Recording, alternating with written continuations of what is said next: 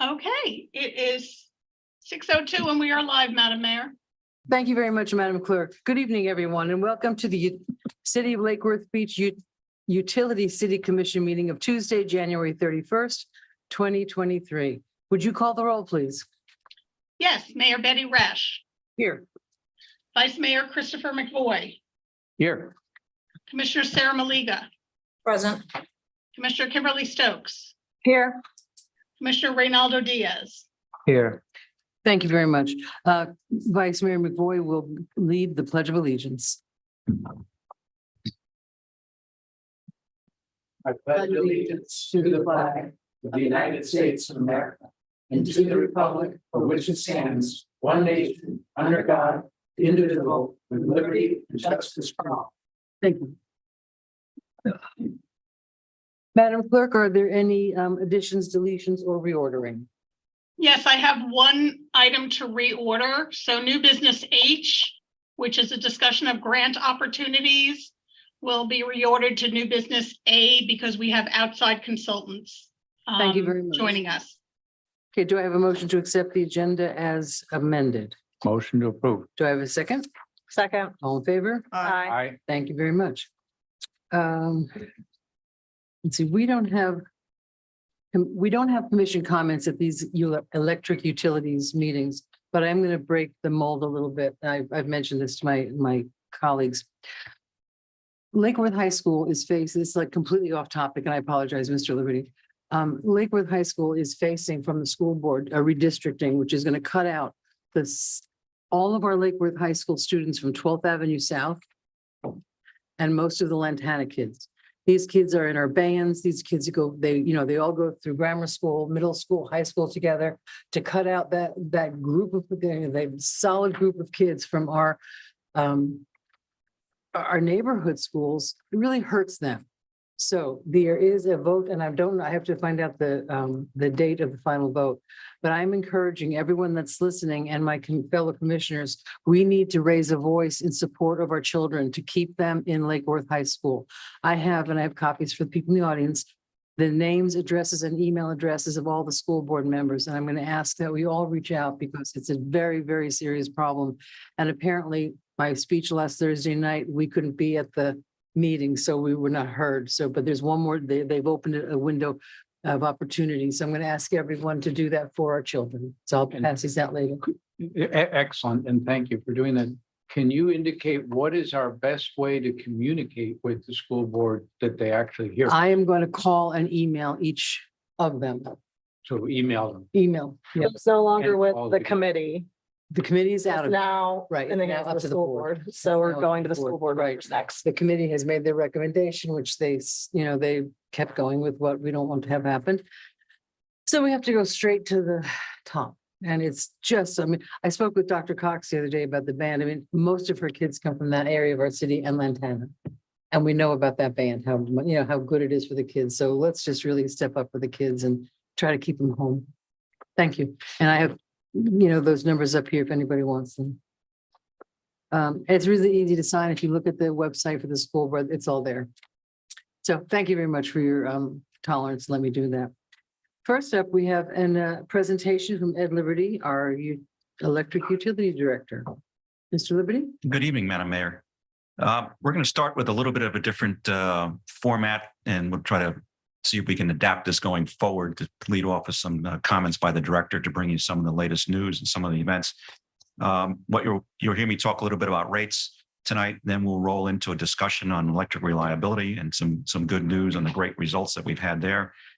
And then we'll have a little bit of a discussion on some customer service items, which is something that this group had indicated you wanted to hear about on a periodic basis. So we'll touch on that tonight. Unfortunately, our customer service manager is under the wind. So I'm going to speak for her tonight and work from her slides. And then we're going to have a section where we get into regular business. And we are going to talk quite a bit about grant opportunities that are available to us now. And that's going to be a very good discussion to get your approval to go ahead and ask for some grants. So we shift into the first discussion where we talk about rates.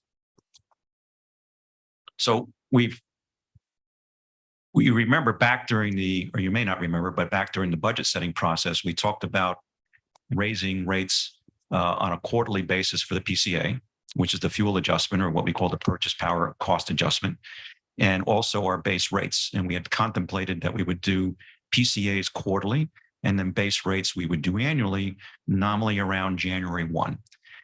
As we got closer and got rolling through the year, we obviously adjusted our PCA accordingly. We're going to talk about that tonight. We'll also talk about the base rate. We have done well, so much so that on the PCA, I'm going to remind you of numbers. Not everybody has them at the tip of their tongue like we do and watch them closely. But we had a significant price spike in natural gas, which drives roughly 50 to 60% of our power. Some of it is coal, but 50+ % is natural gas, and a big chunk is nuclear. So natural gas prices got rather high on us, and we had to do a rate increase on June 1 and another one on September 1. And then we were thinking that we needed to do another one on December 1, and we recommended that you not do the increase. That would have been another $7 and change. And said, let us keep watching the markets and let's see how the markets are doing, because the futures contracts, which are an indicator of what the markets may do in the future, so what people are willing to pay today for a unit of gas tomorrow, they're saying, hey, the prices are going down. The good news is that prices do in fact continue to go down. So what the futures markets were predicting are in fact showing up in the physical market where we sit. And the gas that we've been taking delivery of has come in at a lower cost. And why has that happened? I'm going to show you some slides on prices, but that's happened because the winter in the north came in warmer than expected. So the winter came in warmer than expected. That means that there was less gas consumed in the north than was expected. So it's supply and demand. The price of gas has fallen because the demand for the gas has fallen as well. Same thing happened in Europe. Remember, we talked about LNG cargoes going to Europe and pulling gas. It was has been a warmer than expected winter in Europe, and looks like it'll continue that way. So what you're seeing is the futures contracts are dropping significantly, and we'll talk about that. So the true up amount that we were working with when we talked to you about the December rates, the December 1 increase, we were looking at a true up amount of $4.3 million. What does that mean?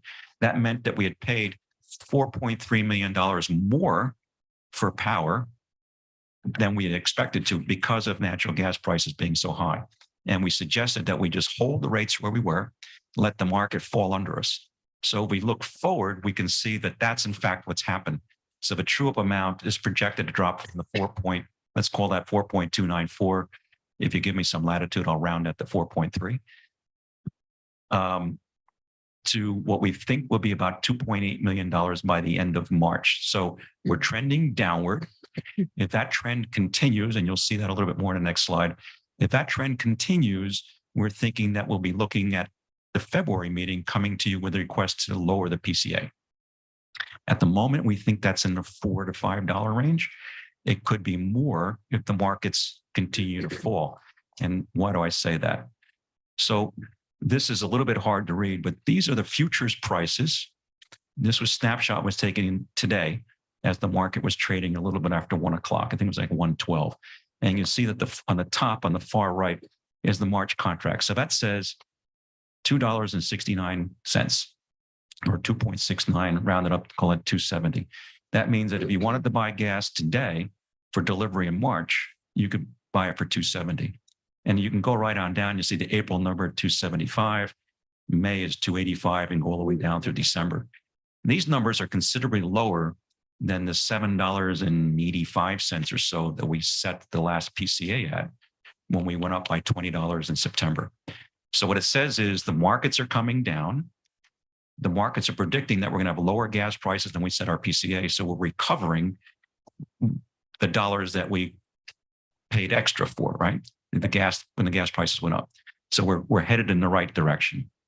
Could you, just to add a piece, could you remind us too that what we were hit by was not only the gas price, but the delivered gas price, and that delivered the basis, as you called it, almost doubled the price of it. Because some consumers, for instance, if I go to buy propane, which is not the same as natural gas, but it's up from that industry, it's been stable. So residents might think, well, what was this big deal? And it's the delivered cost was a big chunk of that. Correct. So this number here, it's good to explain that to everybody. These numbers are what we call the NYMEX contract, which is traded at a point called the Henry Hub, which is in Louisiana. It's the market square, if you will, for where gas is traded. It's the most commonly traded. It's the most liquid hub, if you will, for trading in the country. That's not the price of gas, though, delivered where we need it. The difference between that price and the price of gas where we need it is called the basis or the basis differential. So the vice mayor is correct. We would actually pay a little bit higher than that. But what happened during 2022, that differential between the price at the hub and the price in the market where we need it, it grew dramatically to the point where the basis differential was $4, $5, and $6 at points when it had typically been 25 cents. So that those spreads were huge because of pipeline constraints and additional demand in the mid-Atlantic coast and the inability to bring gas in from the Appalachians because not enough pipeline capacity was coming online.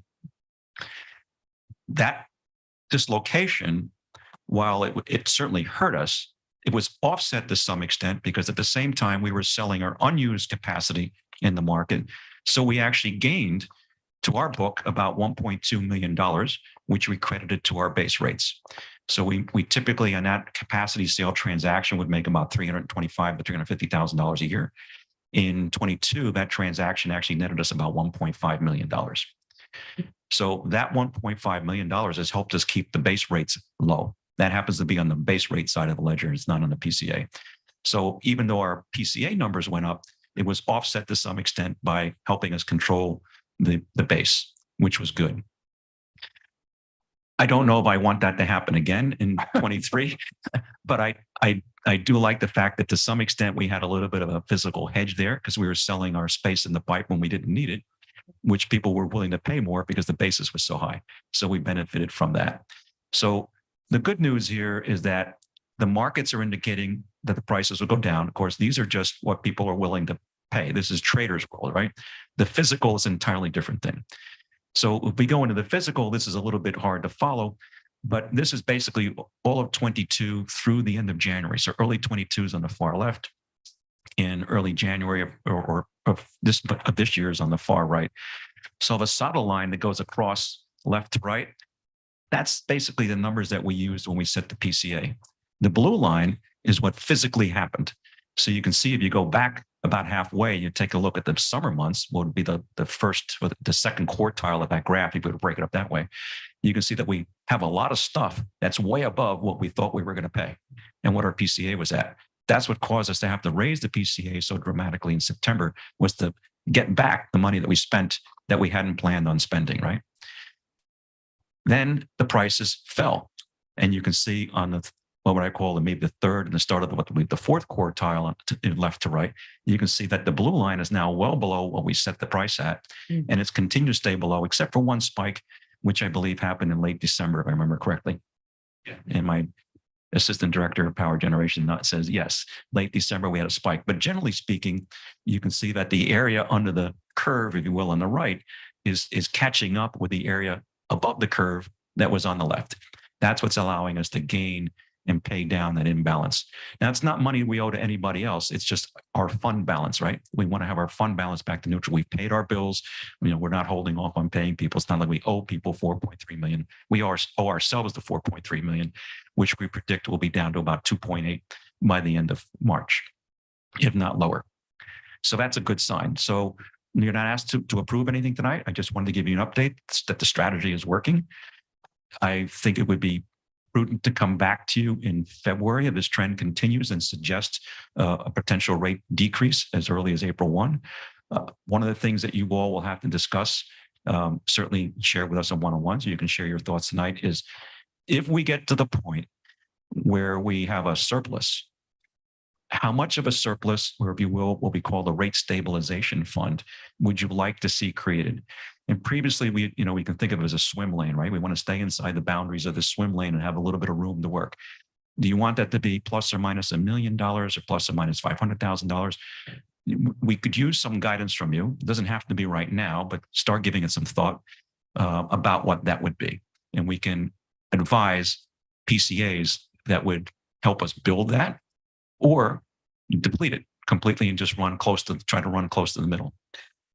Naturally, what's going to happen because of the time lag that exists in us preparing documents and the time that we actually paid for the gas and the time that the customers paid their bills to us, we're likely going to be porpoising, if you will, overshooting and undershooting as we go. There's going to be a little bit of a lag there. So by the time we come and say, hey, we can lower it, we're probably overshooting a little bit, right? And we're going to have a little cushion. Or when we come to you and say we need to raise it, we're probably undershooting a little bit. There's going to be a natural lag there of probably 45 days or so if you're looking at our billing cycles. I think it would be helpful if you were to give us some context when you say 500,000, a million. Not right now, but just as we continue this conversation to give us a little, what is the norm, what makes sense? Just for guidance. Yeah, I think that plus or minus 1 million is about as far as I would go. Okay. And I think doesn't mean that we wouldn't report to you on what's happening because we don't want to get too far behind the curve, right? And we have an obligation to come to you at least quarterly to discuss it. So we would certainly do that and let you know how we're doing. And so what that is then, that $1 million say is like a cushion. So if things get rough again, we don't have to raise the rates. We can use a little reserve. Right. We could pull some money out of the reserve and consequently, if things get really well, we could refill the reserve. Right. Now, we can't use PCA for things like storms. That's an entirely different discussion, right? That would have to be in our base rates if we wanted to create a storm fund. So we can't look at that as money that This is strictly the price. this is just the PCA. Okay. You're the policy makers. Your policy says, according to resolution, that it's a PCA. Okay, great. Thank you. First, I think Kim Stokes, you had your. Yeah, I've got a couple questions. So, we're thinking by the end of March the true up amount will be 2.8 million. Are we trying to are you going to bring back a recommendation for April that gets us on the path to continue to recover that money? Correct. We're not looking at a break even. We're still not looking at a break even rate. Correct. We're not still quite trying to recover it, just not as aggressively. correct. If we were asking you tonight, we would say, let's fast forward. Imagine that it's March, the February 28th meeting. I would be telling you we can probably lower the PCA by $4 based on what I see today. Now, what happens in the next 4 weeks? Who knows, right? It looks like prices are falling even more aggressively in the last few days than we saw it literally 2 weeks ago. So we could be telling you reduce it by more. What we're saying is we're watching it and we'll make a recommendation. The way our true up works is technically, and this is your policy decisions, technically you would recover the entire true up in 1 quarter. What we decided at the last meeting was that we would let it ride and not true it up in 1 quarter because it would have spiked our rates another $7 and change. Okay. We'd already raised them 20 some odd dollars. We're talking about that 1,000 kilowatt hour residential customer. We would have gone up another 7. We said, no, don't try to recover it 1 quarter. Let's let it ride. And now it looks like it's come down. And now we're saying, hey, you could lower it by maybe $4. We're hoping it's going to be more. Ideally, if no one jinx it, but I very much want to get the rate as low as possible before we get into the summer months, Sure. before the air conditioners really start That turning. was a question I was going to have too, is do we have to have the effective date of April 1st, or could it be May 1st so that we have 1 more month to recover those costs? And then possibly in May 1st, we could see a bigger decrease because we are not stretching out that recovery through the summer months. You could certainly do that. That's the Can we guide. run figures on both scenarios? We for us? could. And the next time we meet on this, it will be the February 28th meeting. We can bring you alternate scenarios of February 28th. And then you could decide whether you want to do something April 1 or wait another month. Okay. And I am very much interested in the rate stabilization, so I'm not sure if is that something that's done through the PCA, or is that an extra line item? It's in the PCA. The PCA resolution and contemplated a rate stabilization fund. That's been in there for at least a decade that I'm aware of. It was just never used, but it's already exists in resolution. So that just, the money that goes into the PCA, some of that would go into this rate Right. stabilization fund. For example, if our imbalance went negative, meaning that we'd collected more money than we needed to pay, Mhm. then that would be in the rate stabilization fund by definition. Okay, I would like to avoid having to raise and lower our rates every quarter. So I think the more we can look at maybe some historical data at what that amount is in the rate stabilization that really helps you cushion? It was never used, so there is no historical data. Well, we have data. We didn't have a fund, but we could say, This is what natural gas prices. right, we could have, Right, we'd have to go back and extract from our financials, which until we started doing this in January and in April and June of 22, it wasn't being done. So we have to go create that data. In terms of changing quarterly, the original PCA formula called for this adjustment to be done annually. And it was this commission that suggested we change it from annually to quarterly. we at least look at it Oh, every quarter. yes. So To change it every quarter, but we at least keep an eye on it. Right. In hindsight, Yeah. it turned out to be a good thing because our neighbors are now looking at somewhere between 10 to 20% rate increases in April. And that's in the press. I'm not making that up. So we're looking, because we didn't let this get too far away from us. We took our medicine over the winter. We're looking at a good prospect, whereas our neighbors are looking at something along the lines of 10 to 20% is what's in the press, which could go on for as long as 21 to 23 months. And we're not looking at anything like that. I'll also point out, and we obviously got a lot of press about our rates. I went back and did some analysis for 1,000. So for those of you at home listening, for our 1,000 kilowatt hour customer, if you took a look at how much they paid us for electric in 2022, they actually paid 0.9% less to us than they would have paid to our neighbor for the same amount of energy. So while we were more expensive from September through November or December, but over the course of the year, your electric bill would have been lower as a resident of Lake Worth Beach than someplace else. So we're glad to report. And Could you repeat that again? Yeah. Because that's one that's Yeah. hard. and we all got beat up pretty good for this, right? Both in social media and in other venues. But over the course of the year, for a customer using 1,000 kilowatt hours or less, you would have paid about 1%. It's actually 0.9%. I'm rounding up here. You would have paid about 0.9% less in total for the year of electricity in Lake Worth Beach than you would have elsewhere. And I appreciate the mayor's comments at the state of the city as to how we fell and improved in the rankings. We became substantially lower compared to our peers. That doesn't mean we were cheaper over 5 years, but in that 5-year period from August of 17 to August of 22, we went from like 24th to either 5th or 6th. I think we got as low as 5th at some point, ranked in the state for our rates, using 12-month trailing averages, which tends to smooth out the ups and downs. Now, we're obviously not 5th or 6th at the moment because we've raised our rates, but now others are they're having to do their adjustments. So you have to lose a smoothing function looking at this. But the point is that to the public that we are competitive. The folks that sat in these chairs, some of you were there at the time, folks before you said that we wanted to have competitive rates, and we've in fact accomplished that. And we in large part. appreciate that And- from you and your yeah. staff. Thank you. Commissioner Diaz. Commissioner Stokes actually asked a lot of what I wanted to ask. So, I'm looking forward to looking at the rate stabilizing fund. I think that's critical. I also wanted to ask about, can we have maybe a couple different sets of numbers and when we can deploy them? Meaning if we went till May, how much would that get into the account? And I'm sure you're not reinventing the wheel. So, if there's examples out there, I would love to know about them, about what people are, how they do it. And I'm sure this isn't going to be like a voluntary program. That's way too complicated. So it's all or nothing. And, learning about what can be done. Is this like an interest earning account? Is this, what are some of the other we're not going to use the money, obviously, but if there's another use for having a kind of account like that, other than spending the money. Well, it doesn't sit in a separate bank account or a separate fund. We call it a rate stabilization fund. It's really a spreadsheet exercise of tracking the unders and overs within the existing fund balances. So to the extent that the city has a daily interest rate in its working capital daily bank accounts, it's getting that interest rate. But we don't take that into account. We just look at the raw dollars in, raw dollars out. We don't gross it up for interest that it might be earning. And the lights are going on. Here I thought. And I'd have to look to the finance department to try to figure out what interest that amount, because you remember, we've paid the bill.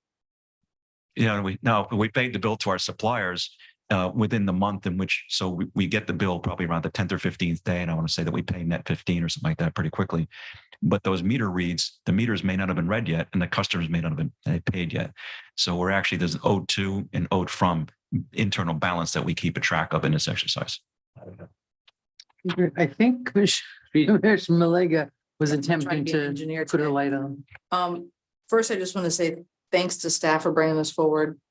And thanks to my colleagues for us having the foresight to look at this every quarter and not wait for a year. But also thank you to the residents and the business owners, because they're really the stakeholders, right?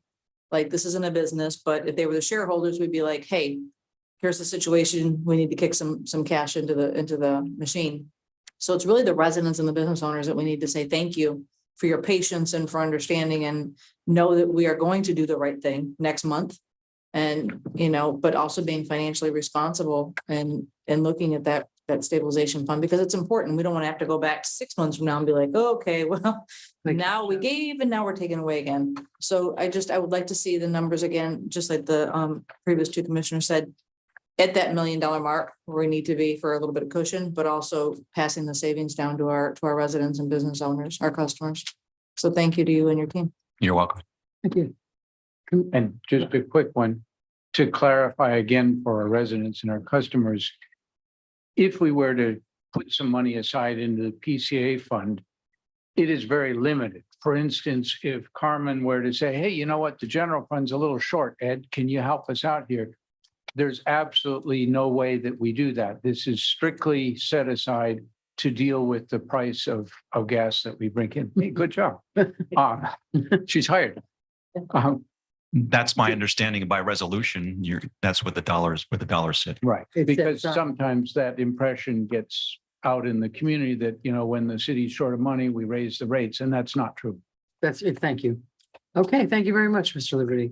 Next up. But the last comment on the base charge. So the other aspect was base rates. If you remember, the Stantec modeling recommended between 1% to 3% gross rate increase on January 1. That would include both the base and the PCA.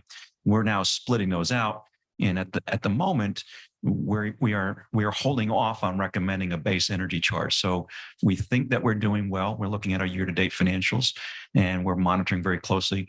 We also want to wait to see where the audited financials and our fund balances come in. So when we get the comprehensive annual financial report, which would include our fund balances and our working capital numbers and more modeling by Stantec, we could then make a better decision. So I could not sit here today and say it's time to raise base rates. I recommend we continue to hold, wait for that additional information to come in, and then we'll come back to you with a recommendation on as we go further. Do we have a Thanks. storm fund or no? No, good question. We don't have a specially delineated storm fund. We've talked about creating one in the past.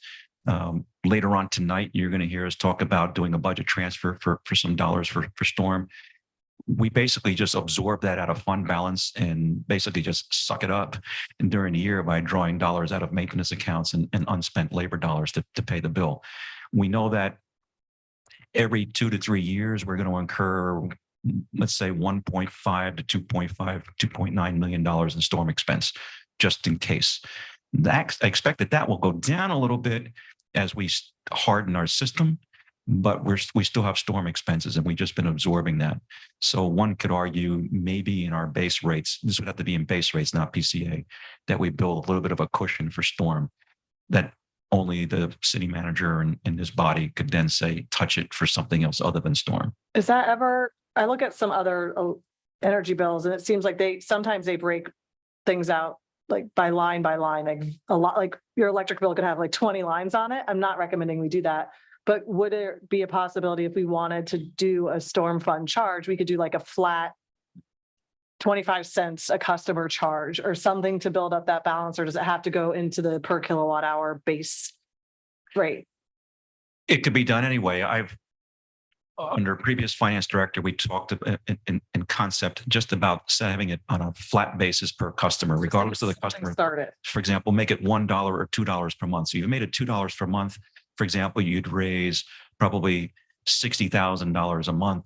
That would be, let's say, $700,000 a year. And then you would grow it to some specific limit. And you say, okay, I want to have, pick an easy number, 2 million in my storm fund. And when it gets to 2 million, if you haven't used it, you remove the charge from the bill and you leave the storm fund at 2 million. And if you have a storm, you then turn it back on to replenish it and then turn it off. But I think it's very important that if you do that, and obviously you're not going to make that decision tonight, that you be very serious about it, saying it's specifically for storm. Right. And that's it. And it would have to be obviously approved by the city manager before we can touch it. And you as a body would have to say, okay, use the storm fund. Other utilities do have a specific charge. I think it can be done either way, a flat charge per customer or a unit rate per kilowatt hour in a meter read. I think doing it a flat charge per customer basically says we're all contributing the same amount of money to make sure that wire can be put back up quickly. Right. I like the flat, just $1 a month or something. It's less arithmetic. We hope to get to the point where we can have that discussion. Certainly when we come back to talk about base rates again, we can make a more formal discussion, but obviously we have some time, give it some thought. And then even in one-on-ones, let us know what your thoughts are. And we'll certainly bring you forward something in the form of a resolution. Thank you. Thank you very much. Next up, electric reliability presentation by our own Jason Bailey, Electric Utility Assistant Director for System Operations. It's a very long title, sir.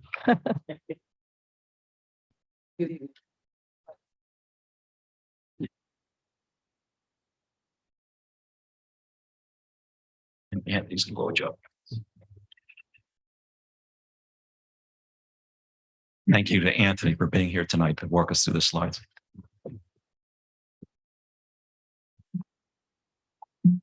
All right. Evening, Madam Mayor, Vice Mayor, Commissioners, and Ms. City Manager. Jason Bailey, Assistant Director of System Operations, local resident and customer Lake Worth Utilities. Before you this evening to go over provide an update on our electric reliability numbers. On this slide is the complete definition of all 5 reliability statistics that we here at Lake Worth Beach benchmarks ourselves to use for comparison against other utilities in the state. They include Katy, Sadie, Safety, Maype, and Elbar, and we'll go into greater detail on each of these statistics in the upcoming slides.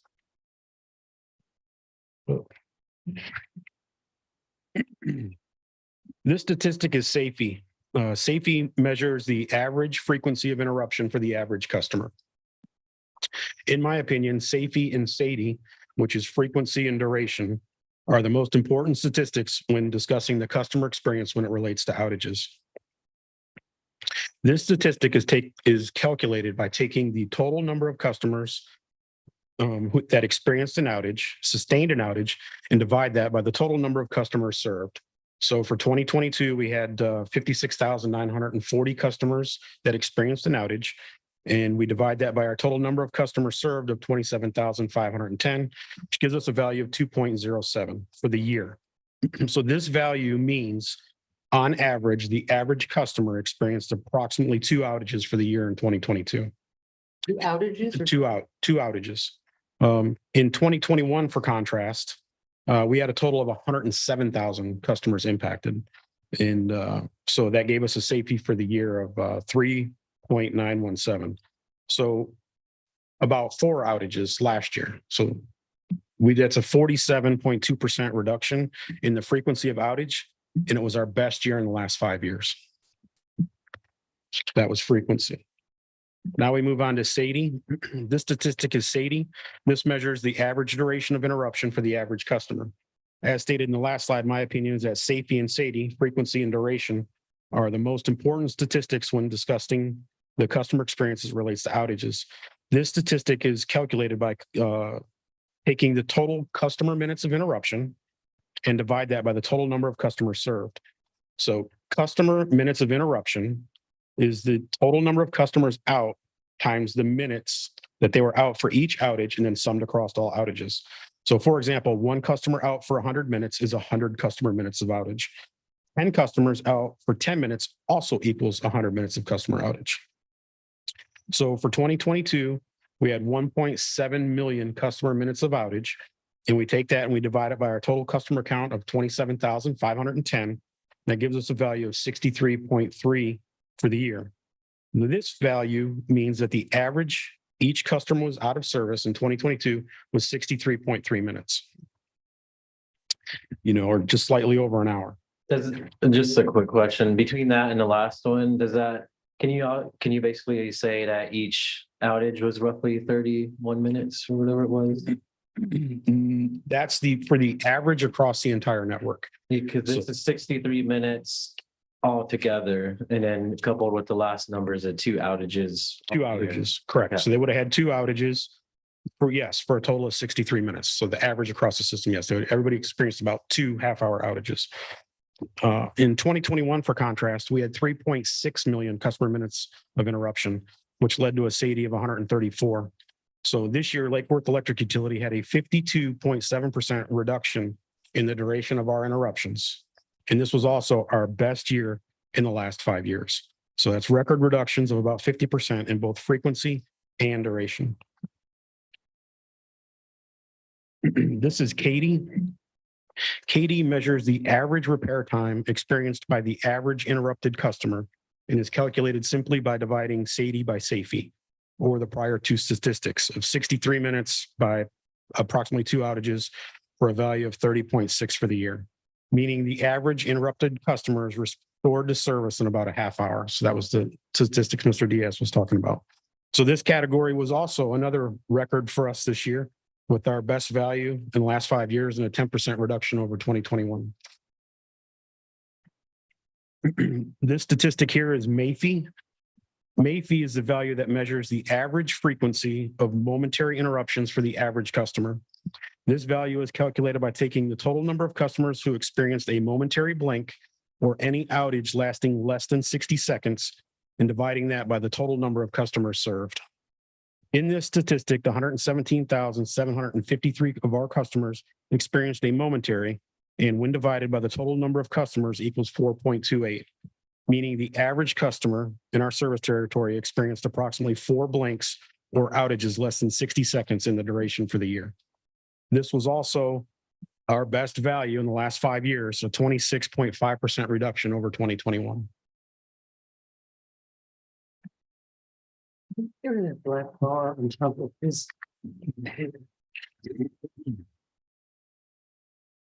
Our last statistic here is LBAR, and LBAR measures the average length of a single outage. This number only looks at outage times and outage count and does not look at any customer counts. So for last year, we had 303 outages with a duration of 35,354 minutes across those 303 outages. When you divide that out, we get an LBAR of 116.68 minutes, meaning the average length of a single outage is just under 2 hours or 116 minutes. While we were up slightly over last year in this category, this is still a very solid number. For comparison, our neighbor last year was just over 3 hours at 183 minutes for the West Palm area. Their 22 data will not be released until April of this year.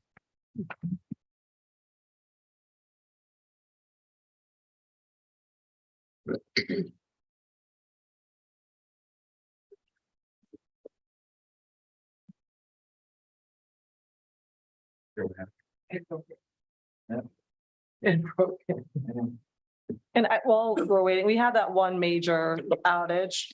Yes, ma'am. Was that due to an iguana or something? Yes, ma'am. We have information on that a little bit further inside those last 5 big outages that we experienced. So without that, these numbers would have been even better. So actually, we can discuss that now. So we did have 5 large-scale outages in the last 2 months.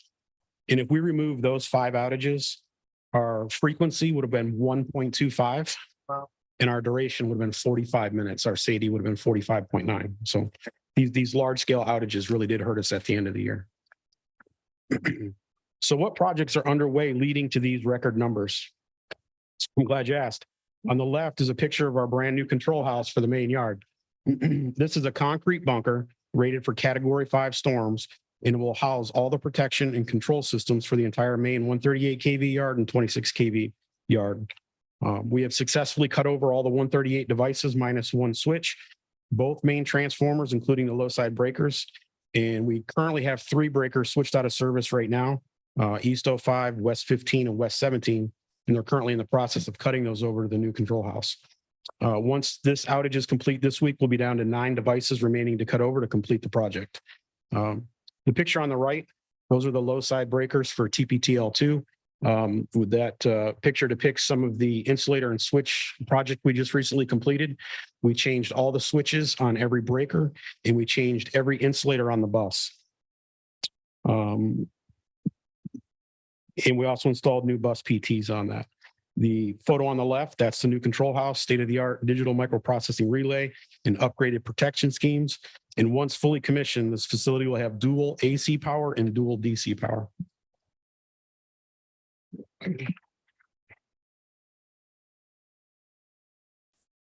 These are some more projects. This is part of the main yard switch and insulator project. You can see that the brown insulators on the bus in the top picture, those date back to 1966. We removed all of these and replaced them with polymer. All the disconnect switches for each breaker have been replaced on each breaker, and each breaker has 6. We replaced all of those, a total of 120 switches across the bus. As part of this project, we also installed 4 sets of motor operated disconnect switches, which can be remote controlled to segment the bus into thirds for maintenance or loading concerns. The center picture there, you can see that first set of switches. They're installed and they're in the open position there in the middle. Those are the new ones that just got put in. And all of this work was completed safely while in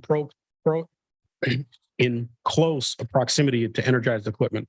So we couldn't take the entire yard out.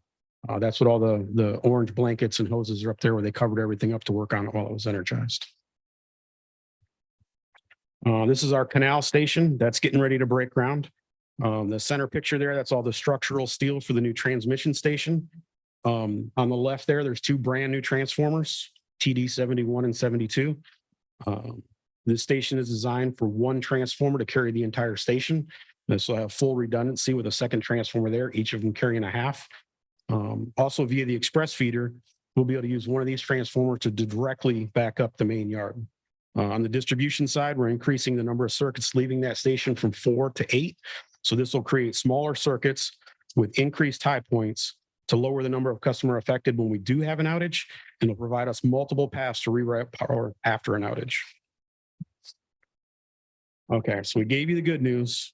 Now we're going to get into some of the not so pleasant news. So to paint a whole picture of how we're doing, I've given you the good news with record reductions in outages in both frequency and duration. Now we will provide discussion on some of the unpleasantry.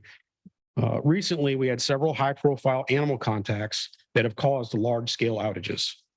So in a 10-week span from November 6th through January 16th, we experienced 5 of these large-scale outages, affecting a total of 24,553 customers.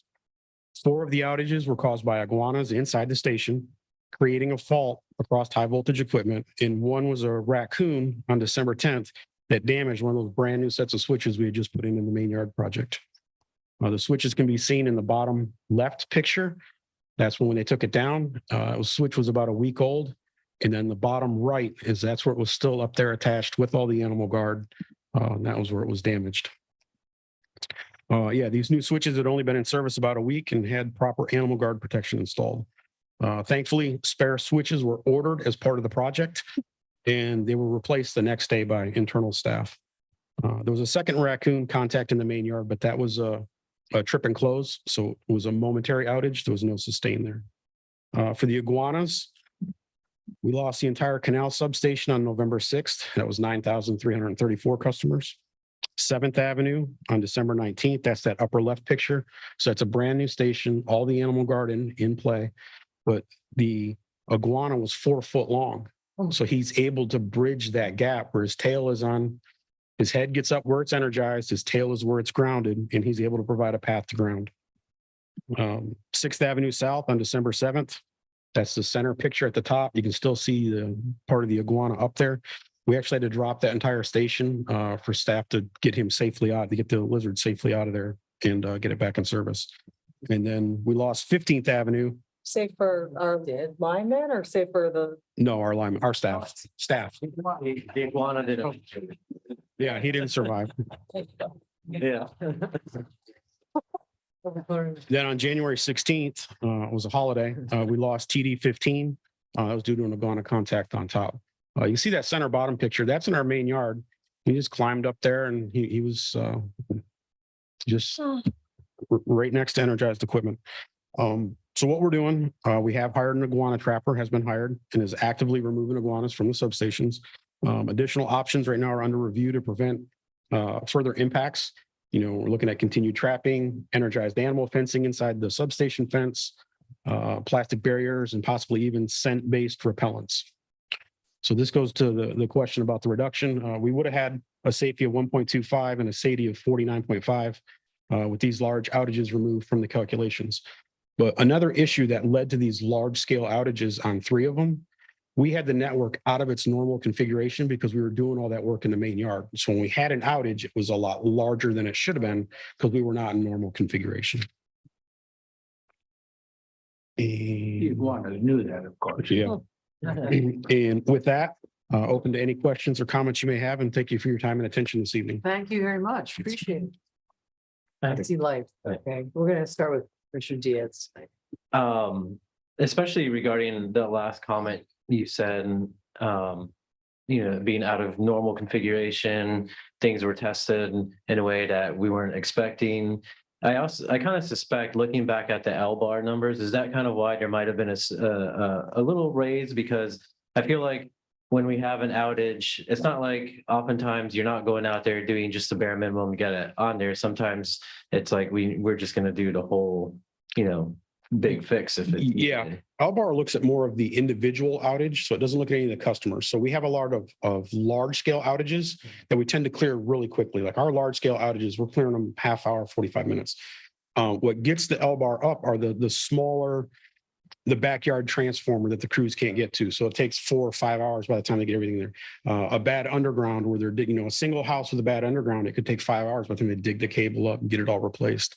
The no access stuff is what drives up the Albar. What's the L bar?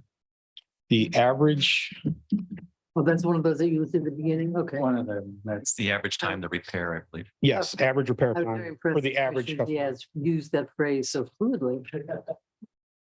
You can get tongue-tied very quickly with these acronyms. But That's it. when we do have an outage, we do focus on restoring very, very quickly. If it's a large transformer, for example, like 6th Avenue South, 12th Avenue South, 15th Avenue South, we try to do some inspection on the transformer to make sure that there isn't some internal damage that we can't readily see, because we don't want to close in, energize it again, and it has some major internal fault. It would be very dangerous to do that. So, but if it's a simpler outage, many times we'll just make it safe and get it back in service, and then we'll evaluate how to come in and make the permanent repair. Often requires switching around the problem, scheduling more people in, and doing it on a normal workday. We generally don't like to leave the system out of normal configuration any longer than it needs to be. So if we're at a normal configuration and we can solve it by working through the night or through the weekend, we work through the night, through the weekend to get back to normal configuration as quickly as possible. What we want to do is make sure that to the extent possible, we can maintain our N-1 or N-1-1 reliability in the system in terms of being able to move power around. Great. Thank you. Also, thank you for not sharing the raccoon pictures. I know a lot of people often don't believe that that's what happens, and you know, it's not fun. They're not like iguanas. People don't like iguanas, but people like raccoons, and those pictures are, you know, they're there, but it happens, unfortunately. So It's very sad. In this particular location, our main yard is not a location that has vegetation. There's no Yeah. food there. There's nothing overhead. We don't know why it was there. And we had 2 raccoons in the exact same place, Really? literally a few weeks apart. The only thing we could surmise is that the first one was a wanderer. There was no reason to be there. I mean, we said, did somebody leave a sandwich up there when they put the switches up, or leave a banana up there? We have no idea.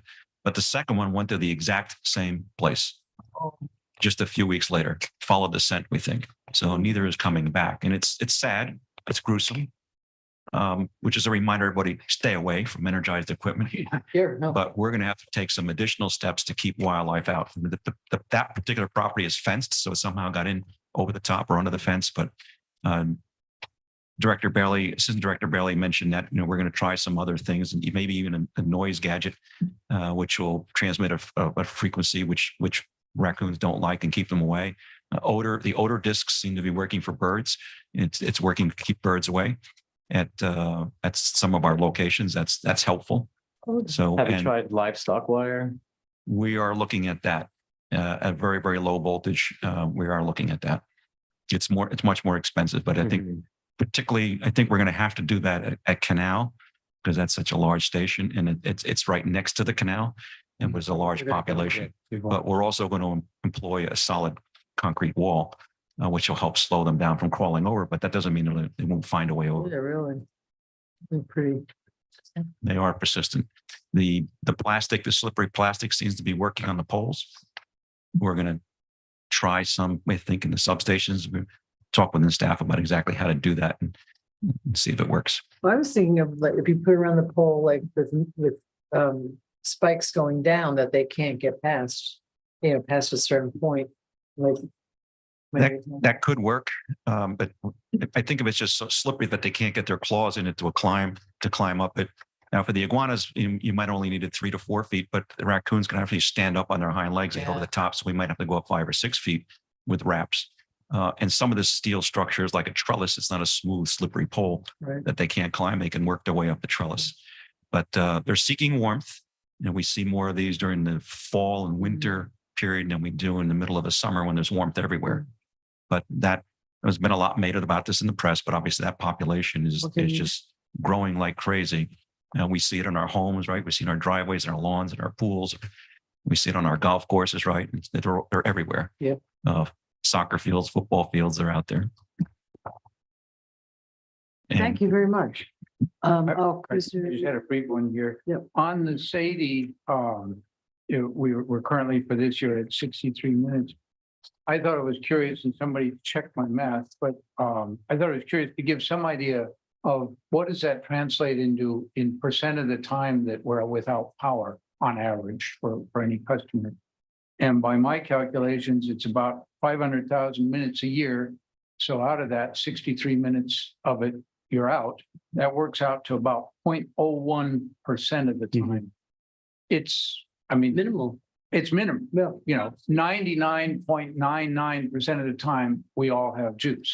And that's something that's worth remembering, that we're doing pretty well. Whether we move it from 45 to 61, that's not going to move that. It moves it from 0.999 something or other to up or down a third decimal place. I think that Obviously, people don't want to be out at all, but we're very much on. I think that's a very important observation, and actually, the benefits of the work that we've been doing and the investment we've been making in the system are also paying off when we get to what are called named storms. Mhm. So the outages that occur during a named storm are not included in those numbers; they're excluded. No. But if you remember, certainly during Dorian, Nicole, and Ian, and I may have the order wrong, Dorian, Ian, and then Nicole, we restored outages much quicker than ever before during storms. And that's because our system is hardened. So particularly during Ian and Nicole, which brushed us just recently, we think we benefited, just looking at the numbers, greatly from the work that we had done, particularly in the central and western part of the service territory and hardening so much infrastructure. We were able to handle all of those outages with our own people. So we're restoring after storms, big storms, quicker than before. And then our run-of-the-mill, normal routine business, the other good 365 days of the year, we're doing much better as well. But we still have and we'll continue to have some very precarious situations as we go through. There's a lot of old infrastructure out there, but you remember the focus was poorest performing circuit, go after the worst first, and then work our way back towards the good stuff. And you'll hear more about that tonight when we ask you for some approvals on additional project spending within the bond funds. Okay. Thank you. Thank you. Thank you. Next up, Mr. Liberty, it's your night. He's in Mr. Liberty to talk about customer service collections and call detail presentation for the Right. electric customer service. And I'm going to play the role of Nanette McTigg, who's our customer service manager, who is under the weather tonight. And she's actually lost her voice. Oh, So and she's not convenient. feeling well. So the good news is that she's going to recover but she's not able to be here tonight. And so I'll pick up on her presentation. So this is something that we'd like to do periodically. Yep. That one. So one of the first slides that you'll see, it should look like this, customer. Not that Yeah, one. that's the one. Keeps. So the first slide that you'll see gets into what we call customer service calls. And you'll see there's two types of calls. There's a customer service call. And where's- sorry, and the share, so there's the. There you go. Thank you. Sure. So there's a call we call or refer to as a customer service call. That's where a customer is calling in because they have an issue that's not an outage. The system operations calls, which you'll see on the next slide when we get to those, are calls where somebody's calling in because they're reporting an outage. What we're seeing on customer service calls is that when we look at 2022 versus 2021, that we had about 21% less calls that had to be handled by a live operator in 2022 than we did in 2021. And what changed? COVID, certainly, but we also have somewhat fewer outages, but that would show up over on the outage calls, which you'll see went down by 33%. But we implemented the interactive voice recognition system, right? Which is allowing customers to get answers to many of their questions before they get to a live operator. We don't think that that's how you handle every single inquiry, but it does appear that the introduction of the IVR is helping reduce the number of calls that actually have to be handled by a live operator. So the number of calls coming in is decreased. Why is that important? Those calls, when you look at that number of 59,000 calls or 55,000 calls, they cost us over $5 a call. But when you say customer service calls and live operator and calls coming in, we've increased the percentage that don't make it to the live operator, but is this customer service calls, is that how many come in? Now it's how many, How many my get to the understanding is live that, operator? no, it's a good question. My understanding is how many actually got to a live operator. Okay, thank you. So those calls cost us, I want to say $5.50 thereabouts. That's our contract rate. And that call could be a 1-minute call, or it could be a 15-minute call, depending on the complexity of the issue and complaint that the customer has that they're trying to get resolved. They require a higher level of engagement. The next slide shows the number of calls which came into what we call a system operations line. Now, keep in mind, or maybe you may not remember, but previous to using our outsourced call center, all of those phone calls went into the control room. And the control operator in the middle of an outage is answering customers' calls about an outage, giving operators instructions on what switches to open and close, and then Answer calling questions. and then calling overtime, calling line workers to come in on overtime to make the repairs. A lot of plates spinning on the table at one time. Those now go into the system operations phone line. They type up a work order and send that work order through the internet to us, and we get the work order. The reality is that most, if not all of these calls aren't necessary because we know you have an outage, right? But customers want to call us anyway, and they do. Those calls cost us about $2.40 or $2.50 each to tell us something that we already know. So essentially, the system operation goes, are those, hi, my power's out. Yes, thank you. We already know. Thank you. So what actually happens in real practice in the control room, if there's a small number of outages, many times the operator will see the outages popping up and will dispatch the truck to the scene. Often the truck is on its way before the customer has called us. Mhm. But I think it's normal. It's not just an issue here in Lake Worth Beach, it's across the country. Customers are conditioned to calling their utility to report an outage. We think that over time, as we go forward, as generations pass and people become more accustomed to the fact that if we are monitoring and we're going to report, we're going to respond, you don't need to call us. The next evolution of this will be our ability to be proactive and notify customers by sending them a text or an email or a voicemail and say, don't call us. We already know you're out, right? So don't clog the phone lines, because part of what happens here is when you have an outage where, let's say there's 500 customers, now that let's say 300 of them decide to call, we can't take 300 phone calls and maintain a very close, tight response time. So the phone lines are suddenly flooded. We can't have a whole bunch of people standing by to answer phone calls for an outage that might happen when 300 people decide to call at one time. That's a dedicated phone number. Yes. Now, would it be possible to put a recording on it that says, thank you for calling? Jane, we know that, we already know about it. With So the- they would have with- to talk to with the- somebody? With the future, if it recognizes their phone number, Yeah, right? So if you were to call, ideally the system would say, okay, we know who that is, and quickly say, oh, we have an outage, and it tells you, we so know I don't have to talk to anybody. exactly. Okay. So we would send you a message. Hopefully you would get the message before you thought the call. But if you do call, it would say, by the way, we know you have an outage. Okay, perfect. And then to make it even better, this is the next evolution we want to get to, is then periodically send you a message on the status of that outage resolution. Think about this during a storm. If you're far away, you want to know, do I come back or not come back? Yeah. Or do I stay at a family house tonight and come home tomorrow? Am I going to have power? We're working on that next level of technology. They don't have that yet, but that's something that we do have a team working on. When do we think we'll be getting something back?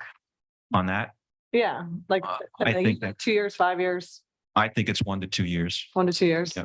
We expect to be having I know that there's a team working on it. They're working out the actual scope of work, the details. IT is involved. This is unfortunately a lot of work for IT as well. And we have to make sure that the project team includes the resources, that we just don't throw this over the fence to IT and say, here, make this happen. So there's a large integration that has to happen as well. So it's a big project. Commissioner Malega. Thank you, Madam Mayor. It's ironic we're talking about this because this morning with my meeting with the city manager, my phone was blowing up and somebody's power was out. So we went to the handy dandy phone and tried to look up the outage, but discovered that on 2 of the pages, when you're on your phone, there's no phone number. So we had to keep clicking, and she said, this is a great exercise for us, isn't it? Yeah. We need to be a little more user friendly on that end when it comes to, because if your power's out, you can't go to your laptop to report an outage. 9 times out of 10, you're going to use your phone. So I just want the public to know that we experienced it today. I feel the frustrations. I think it turned out to be a disconnect, not a power outage. But at the same time, it took us quite some time to find the phone number and figure out how to navigate our own website. It was kind of entertaining. So I'm glad to hear that we're still working on it because we're far from where we need to be. On another note, I do get a text message on my phone when there's an outage. It's because you're special. I know, I mean, seriously, for the downtown, when there's an outage, it'll say power's out, being restored in. I don't That's care. using Everbridge, and that it will only work if the customers have entered their information that we can reach them at. So, It's quite helpful. yes, you have to update it. Being a business owner downtown. But also, customers should be aware that if you have a mobile device, and you go to the city's website, you can report an outage on the mobile device. You can report an outage without having to actually talk to us. You can report that outage. Right. And we're trying to push people away from the phone, because those phone calls by the thousands not only clog the lines, but get expensive. So that's why we're trying to do that. Do you leave a notice on the door or knock on the door when you do a disconnect so that the customer knows that they've been disconnected and it's not a power outage? I don't believe we do, because many times it's a remote disconnect and they've already received a warning, a late notice and then a warning that it's going to be late. And many times the disconnect may happen days after. We're very lenient Mhm. in the amount of time that we give customers to actually make that final payment.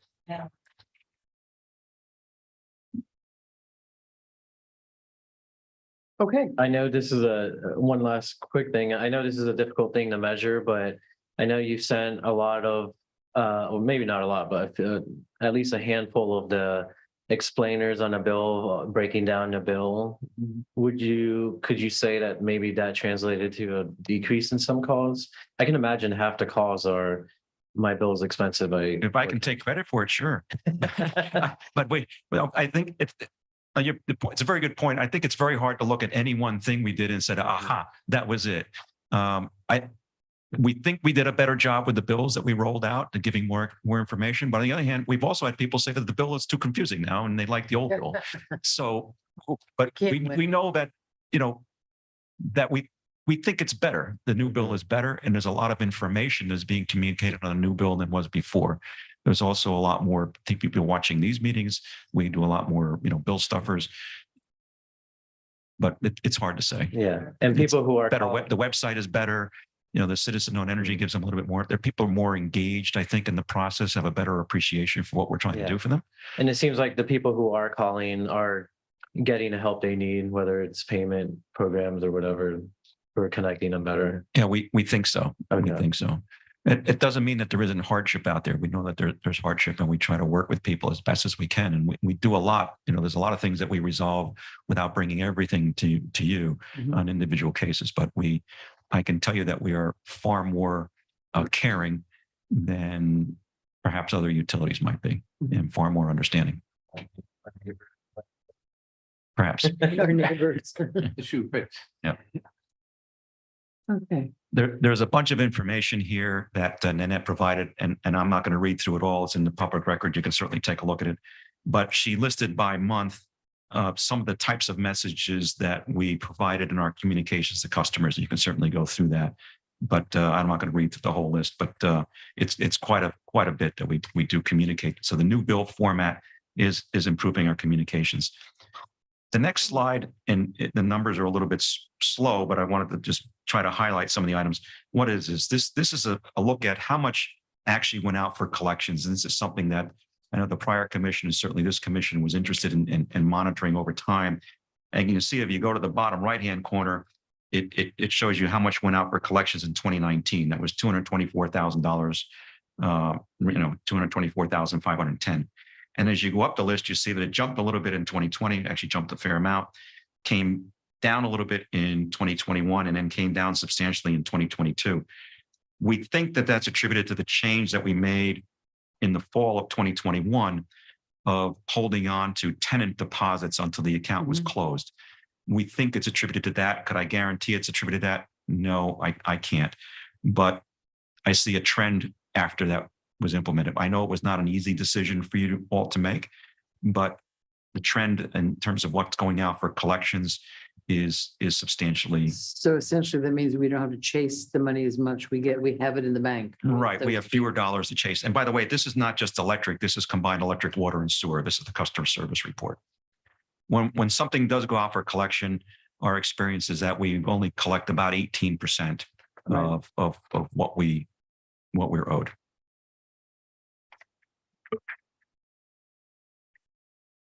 And you'll see here the collection agencies, amounts. So in 2021, we recovered about 114,000 is my understanding. And in 2022, we collected that back about $60,000. So that's a change for the good. So we're headed in the right direction there. One of the things that we'd like to see down the road is perhaps a prepay where customers kind of an auto debit type thing where they populate their account and then replenish it. That's something that we need to migrate towards in the future. We're not ready for that on the technology yet, but that would be a very interesting option. At the same time, allow the customers who go on prepay to not have to make a deposit at all and not charge them a disconnect fee. The account just runs out and they have to replenish it, which they can do online through an app.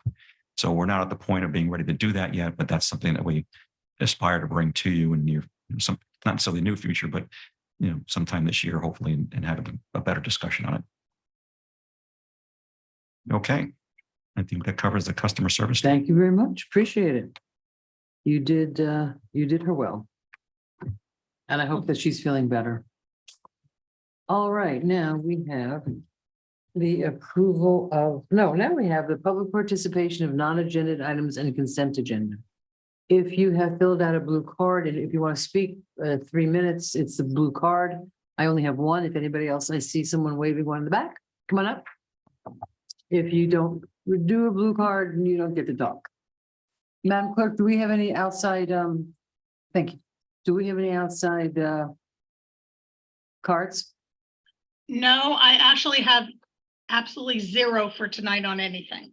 All right, well, then I'm going to call up. I'm going to start out with Peggy Fisher.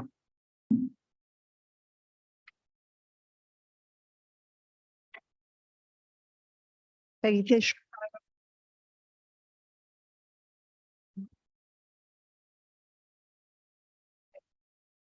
You broke it. I broke it. Peggy Fisher, 508. I am City Hall. And with all due respect, I'm sorry, Ms. Fisher, the mic isn't working. Can we maybe Oh. pass her the mic from the staff table? I don't know what's going on with that.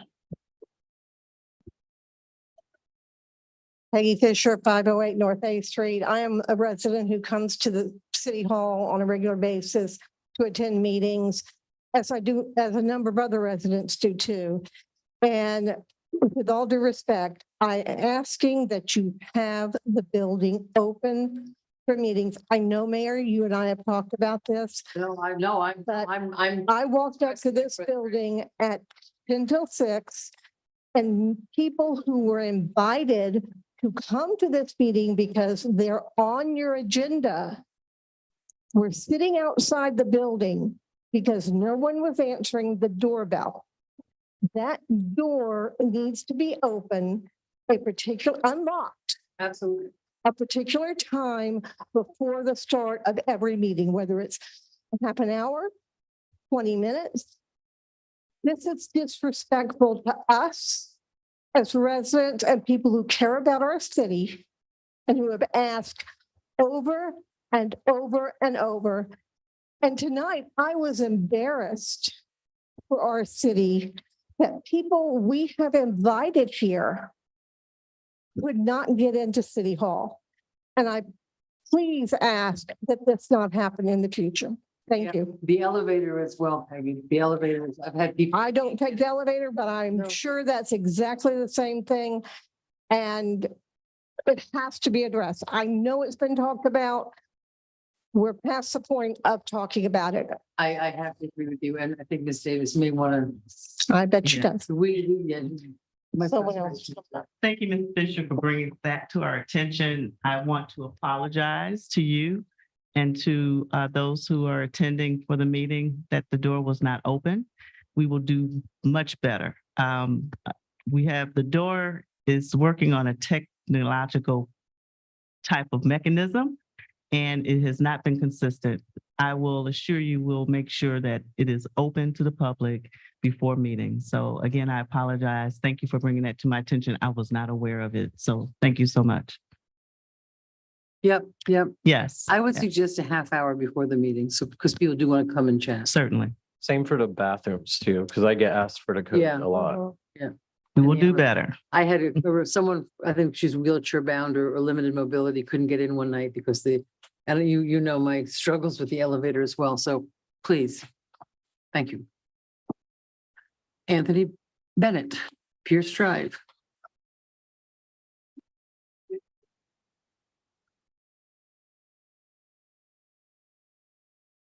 Looks like. Oh, wait, hello, hello. Is it working? All right, it's working. Hello. How you doing? I'm the engineer of the project. Oh, okay, cool. Yeah, I was gonna be generic about it. I think it's this. Why are there two people? Hello, hello. I feel like I'm- How you doing? Oh, good. I didn't know I was allowed to speak with If Mr. you Bennett. fill out a blue card, you will have. Sure, is there It says it's off, but I don't know where we're getting the feedback from.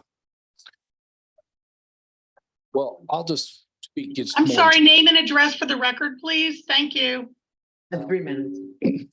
Hi, my name is Anthony Bennett. I'm at 1702 Pierce Drive. I've appreciate the time to come and talk to you all.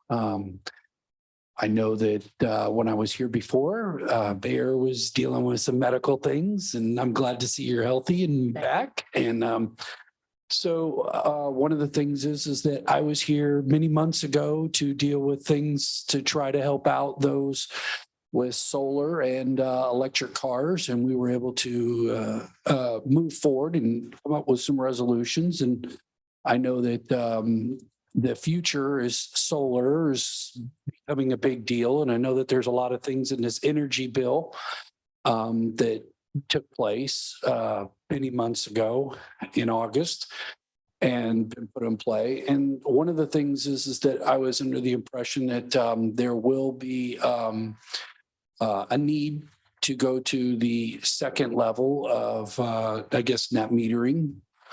where we need to be able to go to the next stage. So I wanted to at least come in and support and show that there are residents out here that need that to come up. I will tell you from personal experience, my car consumes a lot more electricity than I originally thought. And actually it doesn't have anything to do with that much. Actually, it's kind of funny because it seems like the slower you drive, the worse it gets. It's bizarre.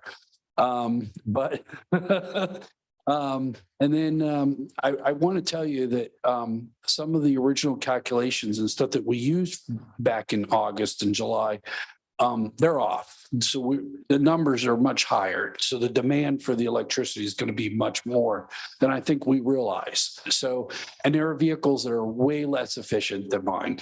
And when I say that, they're running probably, just to give you an example, mine runs about 3.5 miles per kilowatt, whereas a lot of them out there are running about 2.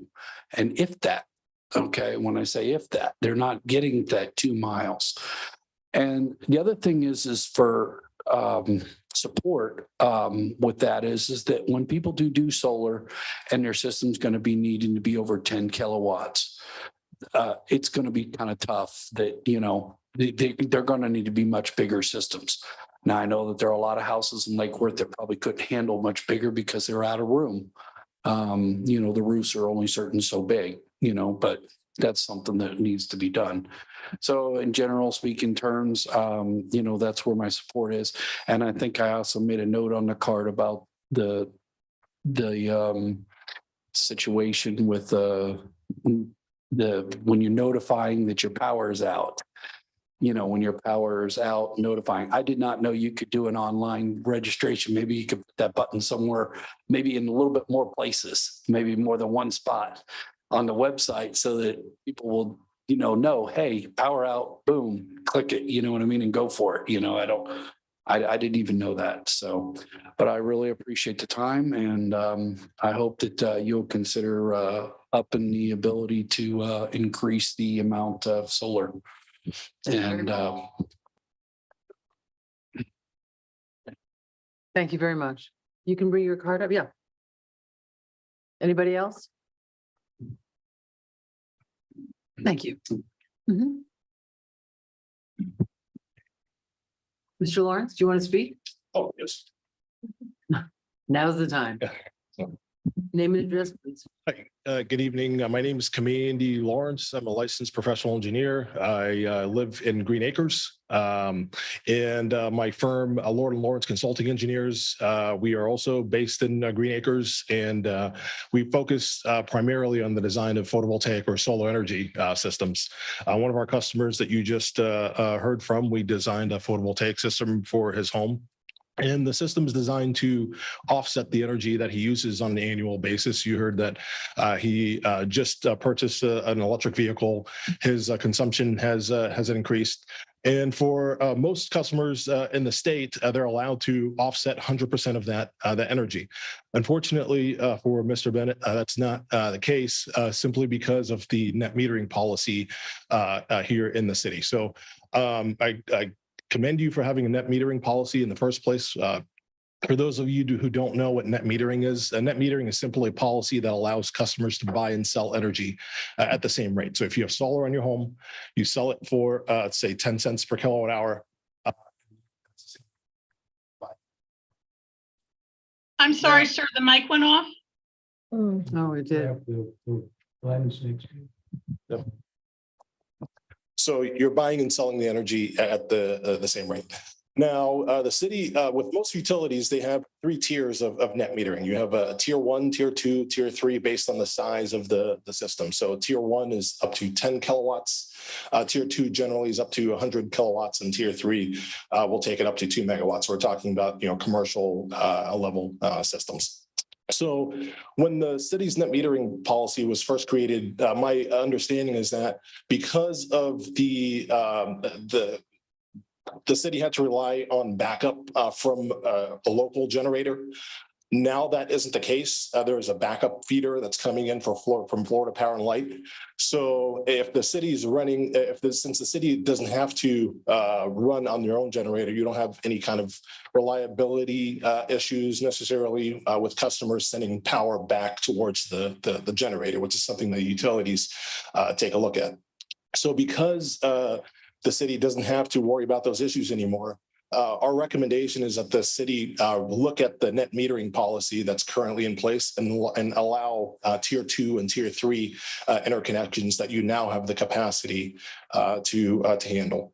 Additionally, another request that we have is to relook at how the different tiers are calculated.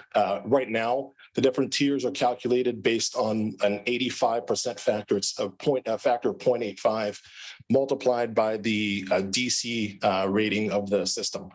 That rating is there's really no reasoning for that 0.85 factor. When it was implemented by the state back in around 2008, back then systems were a lot more efficient and that 0.85 factor was more necessary.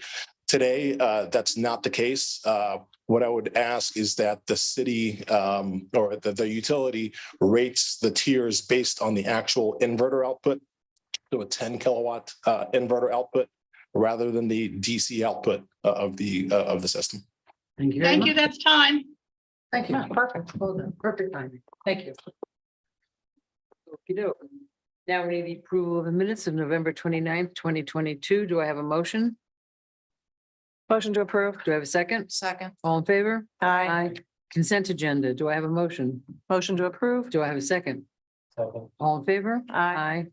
Unfinished business, number 1. and I'm A. sorry, Madam Mayor. Who made the second? Their mic was off. I did, Commissioner Diaz. Thank you. So now a demand response program consulting support. Mr. Liberty? I Ye- think we have some folks here. Yes, we do, Madam Mayor. This is an item on the demand response program. It was a carryover from the October 25th meeting. The commission had asked that we move this to another meeting so that some questions could be posed to the respondent, which was Quanta Technology. Quanta is here with us tonight. I think Diana Pracken is here. Hi. And you're welcome to come forward. Have those questions been posed to them before tonight? I mean, Yes, Yeah. we received, after the October 25th meeting, we did receive the questions Uh-huh. in writing. I think only one member of the commission submitted questions. We then submitted those questions directly to Quanta and they worked on the answers and submitted those. Those are in the packet for tonight. But we are going to have Diana speak for them. And she also has a number of other coworkers that are on the Zoom to help her answer any other questions. So I'll turn it over to Diana at this point.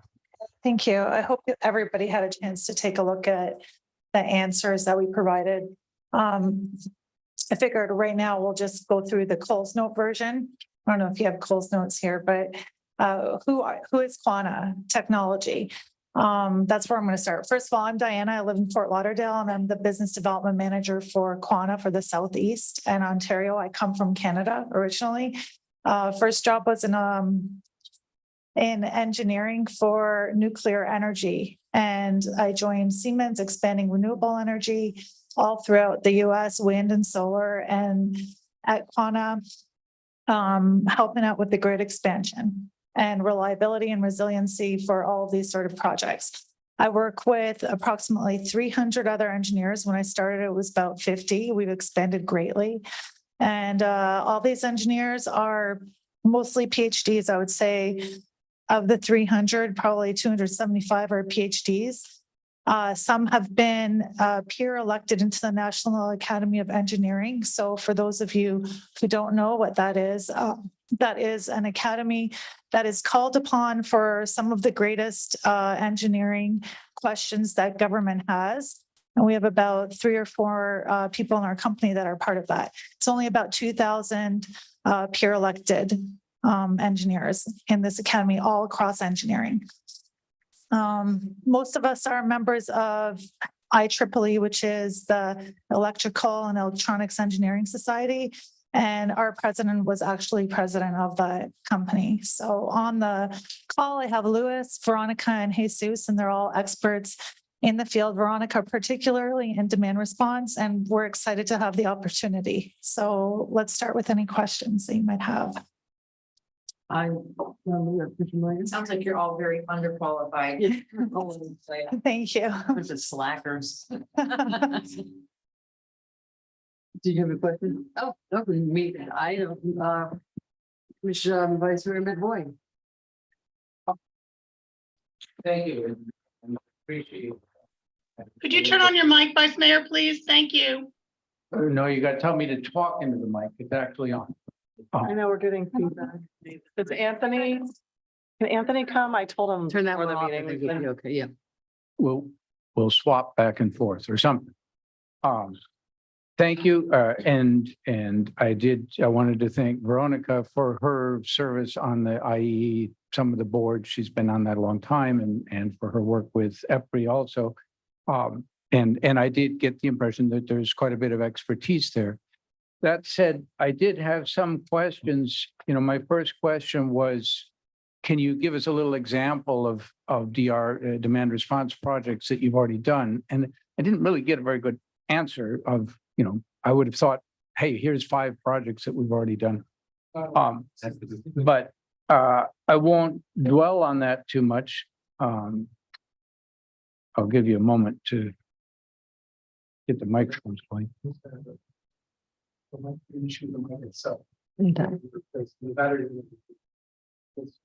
Maybe we can just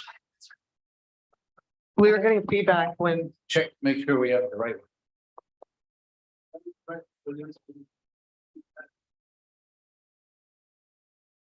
Can Quanta fix that on the fly? Yeah, really.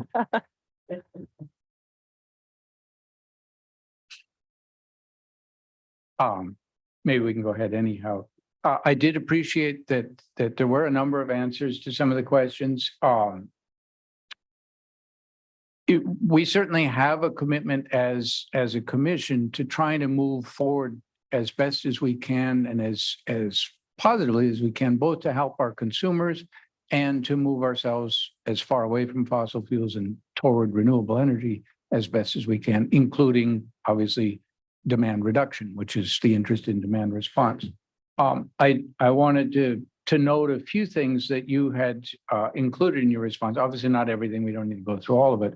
But I thought a couple were quite relevant to us and maybe relevant to how we might focus your work in this.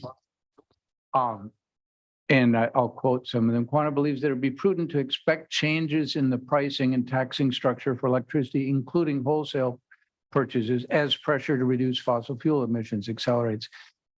That's part of the focus of my asking for questions. As we design our movement forward, are we anticipating both the technological changes, which as your company is, I'm sure, very well aware, are rapid and you know, quite wide reaching, but also the policy changes that we can very much expect to come as pressure worldwide increases to move off of fossil fuels as quickly as we can.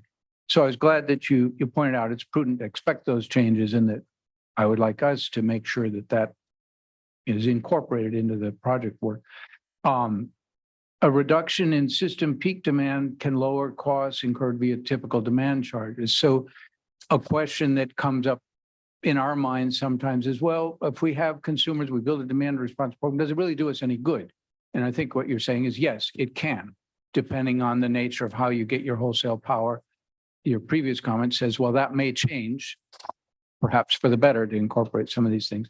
Another one that I thought was relevant, because it's something we've discussed here, we as commissioners who are not all technical people, sometimes, you know, we're talking about rates this and rates that. But yeah, we've upped our technical level here. Thank you. Had the app and fix the light and recognize corrosion on the battery. So, but sometimes we get overwhelmed with all of the pieces. One that a comment that I thought was very helpful to hear from you was that TOU, time of use, can be an effective tool to encourage desired demand response. So, and I've seen that on some of the Department of Energy websites too. Those often can go well hand in hand. That if we were to lean toward a time of use rate, say that, look, if you use it during off-peak hours, we might give you a little different rate on it, and you build demand responses. Those two can work well together. So I hope that we keep that in mind as a commission. You mentioned that behind the meter energy storage options, and you had several batteries, thermal storage, water heating storage might be relevant to what we're doing, because we're interested in what I would call an all of the above approach, all different angles that each can bring a piece to the thing. So it was helpful to hear that. Here is my main message to you, I think, in addition to thanking you for those pieces of information. The way that the work is currently kind of written, it says, well, you're going to come and look at what we do, how we're set up, and kind of estimate, how well we could do with this. I would like to see the estimate of the approach a little bit different. And that is, that approach kind of leans on the limitation side, which surely there are. We may not have enough swimming pool water pumps that turning those off, which is an easy thing to do, it doesn't influence things too much, but we may not have that many swimming pools. So that may not be a big deal for our community. So it's a limitation of how it won't do as much as you would like. What I'm looking for you to emphasize is look at the best demand response programs, both here and internationally, because you work internationally, if I remember right. Could be mixing up with the grants folks, so.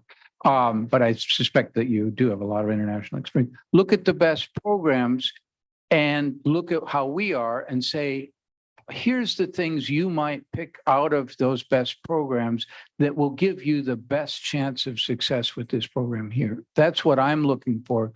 That we want to, the investment we're making, it's not a huge investment, 50,000, but it's not peanuts either, is let's use that to move us as far as possible to the best possible demand response. So that's my comments on it. And one last one. Keep in mind, because I know you've had experience with the company with virtual power plants, which is, very much of a emerging thing that is coming along. The idea that you can make what looks like a power plant if you bundle Anthony's work and other ones. And if you have the proper communication stuff that can tell you what you've got available, turn things on and off, all that stuff, which we're moving toward. We're not there, but we're moving toward it. You can make those look like a power plant and be part of our generating capacity. Keep that in mind as you work on this too. So. You can use this. I think that part of this proposal was actually to have a workshop, and in that workshop, all the participants would come in and say what they would like. And this is your ask right now. And I think when we work through the workshop, we'll come up with the best solution for the city of Winter Park. City of Lake Worth. We're working with Winter Park. We are working with Winter Park, and we're talking to them about the virtual power plant. Well, they just started though too. So it's in Florida, there is a big need for putting in programs that are going to help out the communities. Yeah. And that is one of the programs that we're working on, but that's a whole other project, to come up with how much generation we can all use from the city to then, put into a demand response program. That's a whole other problem set. But the question at hand is about demand response and how would we structure the program? And that's what we had a proposal for. So everything else that's on top of that, that's a definite ask. It's an ask. It's scope creep, yeah. But, if the city decides that that's what you'd like to move forward with in the future, right now we've got a very distinct scope. And Yeah. I think that we can come up with a program with that scope. But, I think the big picture, we may not do very much work on it, but think broadly and give us some suggestions. Please speak into the mic, Vice Mayor. No, this time you're off again. I turned off the mic to try to get rid of the echo. If you can, and be free to give us some suggestions of, look, we may not be able to do this in this scope, but it looks to us like, here's some things that you might, mix in. As part of that workshop. Yeah. That would be, you would have certain asks and then you'd come back, I guess, and discuss amongst yourselves and say you want to move forward with another project. But our experience is pretty broad and we're really cutting edge when it comes to the energy space and electric delivery and different sort of things and technology to help with that. We've got a laboratory in both Raleigh and Toronto that has been testing vehicle to grid. And that's not a lot of companies that can do that. So we've got a really good idea of what is possible in the world. And if you say we want to implement demand response in 30 years, that's different than implementing it in 5. So, Less. well, there we Or go. not at all. I mean, we're gonna hear from you what what your, if it works or not, I guess. Yeah. So the scope is, take all your data, take a look at it, come up with the analysis, present it to you, have a workshop, and then come up with the program. Thank you. Commissioner Malega had her light on, then Commissioner Stokes. I do. Quick question. And when you said Toronto, it reminded me of my Canadian days when I lived in Ontario. My concern as a business owner, when I read this about remotely accessing energy management systems in my business, Mhm. makes my ears go up is that a safe space to where I won't get penetrated and my network be hacked? Mhm. So my question as a business owner is, well, that's great. I'm saving you energy, but where's my risk factor in protecting all my clients' data? Mhm.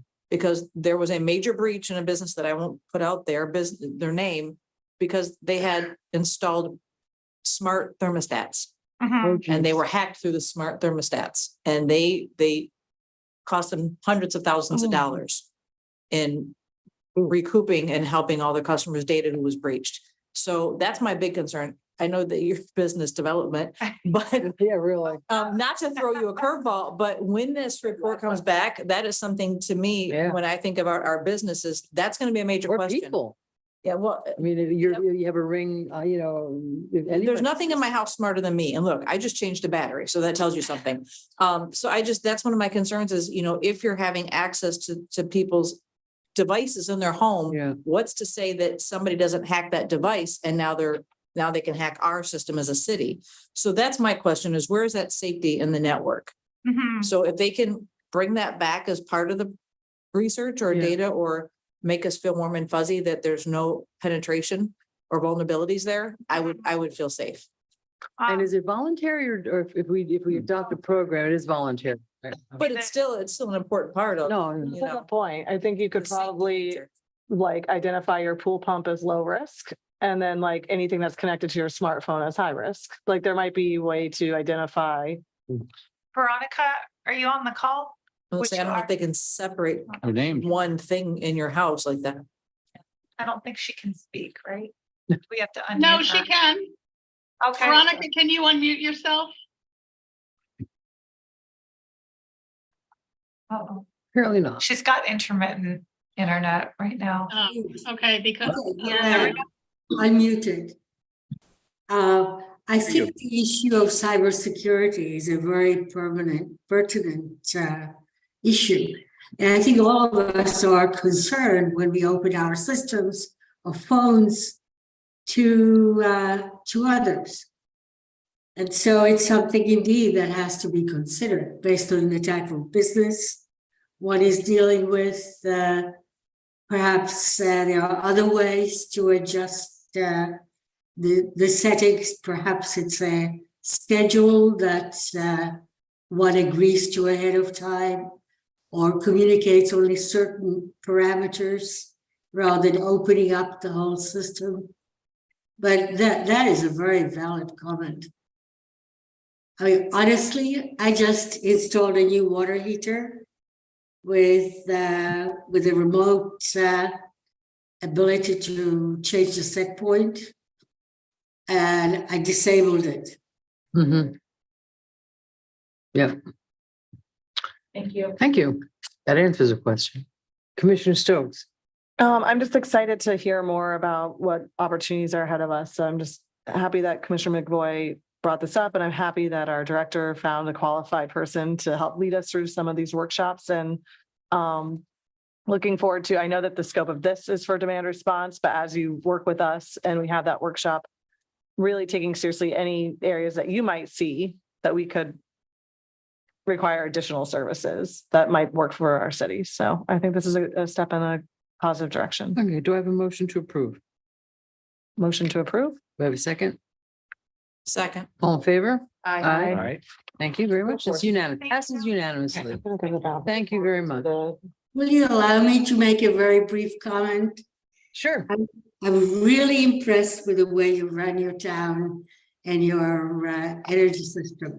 It looks like some of you could actually design a pretty good demand response and energy efficiency program on your own.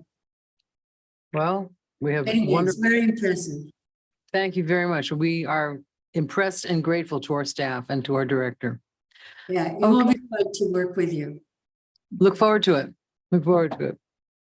All right, now we are on to new business. We could take a break. I think Commissioner Stokes wanted to take a break. I think she took a break. So we're gonna take a little break. We'll be right back.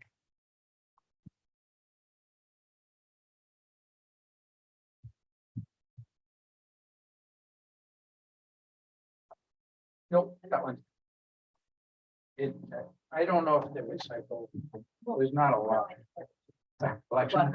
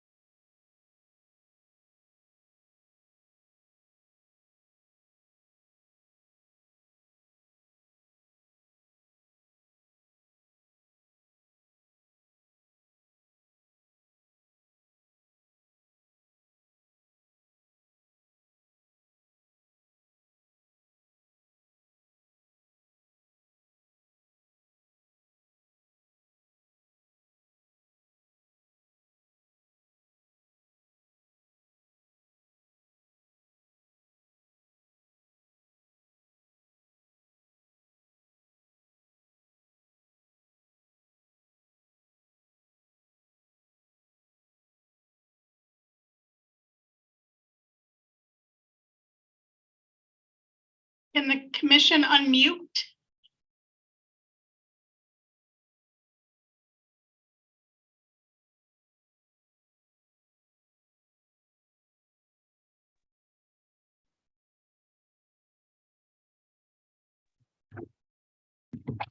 Can you hear us now? I can hear you. Thank you. So Madam Mayor, it is 7:55 and we are still live. Thank you very much. Now we are on new business. The discussion of grant opportunities, is that what grant opportunities, bipartisan infrastructure? Oh, okay. Bipartisan infrastructure law, topic area 1, grid resilience, and topic 2, smart grid. And we have a presentation. We have a little discussion. Not sure we have a presentation, but more of a discussion. Okay. Right? So I'll lead off as electric utility director and introduce the subject. I have to my right, to your left, Alyssa Kirk. She's our manager for compliance, who has taken on the additional duties of leading us through this grant exercise. So as we all know, a lot of activity with the current administration in the very, very generous bipartisan infrastructure bill, which is creating tremendous opportunities for grants. And it's a very tight timeline, a very formal process. We've assembled a team, which includes, of course, Alyssa leading the rest of the internal team, a number of my other assistant directors and other managers in the department, and Grant Management Associates, an external grant writing company that is on the Zoom call with us tonight. This is a matter of some urgency. We're going to hear us use the term once in a lifetime opportunity. Yeah. And that's not because I'm in sales mode, but that's because that's the language that the Department of Energy has used in putting these documents out. So I'll take the sales hat off. But I am going to introduce Alyssa to take it from here and walk you through what we're asking for and why we think that's important.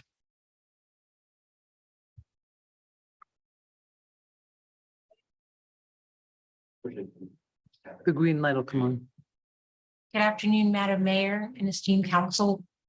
My name is Alyssa Kirk. For those of you who have not met me, I do appreciate that you approved my position. I am the compliance manager for the electric utility. Prior to joining here, I was in the military for 20 years. And also I did work for your neighbor. For who? I didn't hear. I'm having a trouble. Neighbor. I'm sorry. Oh, let our me try to- neighbor. Your neighbor. Thank you. I'm very pleased to talk to you about this grant. As you said, Department of Energy, Grid Deployment Office, Office of Clean Energy. This is a bipartisan infrastructure law. The parties got together and put together a grant.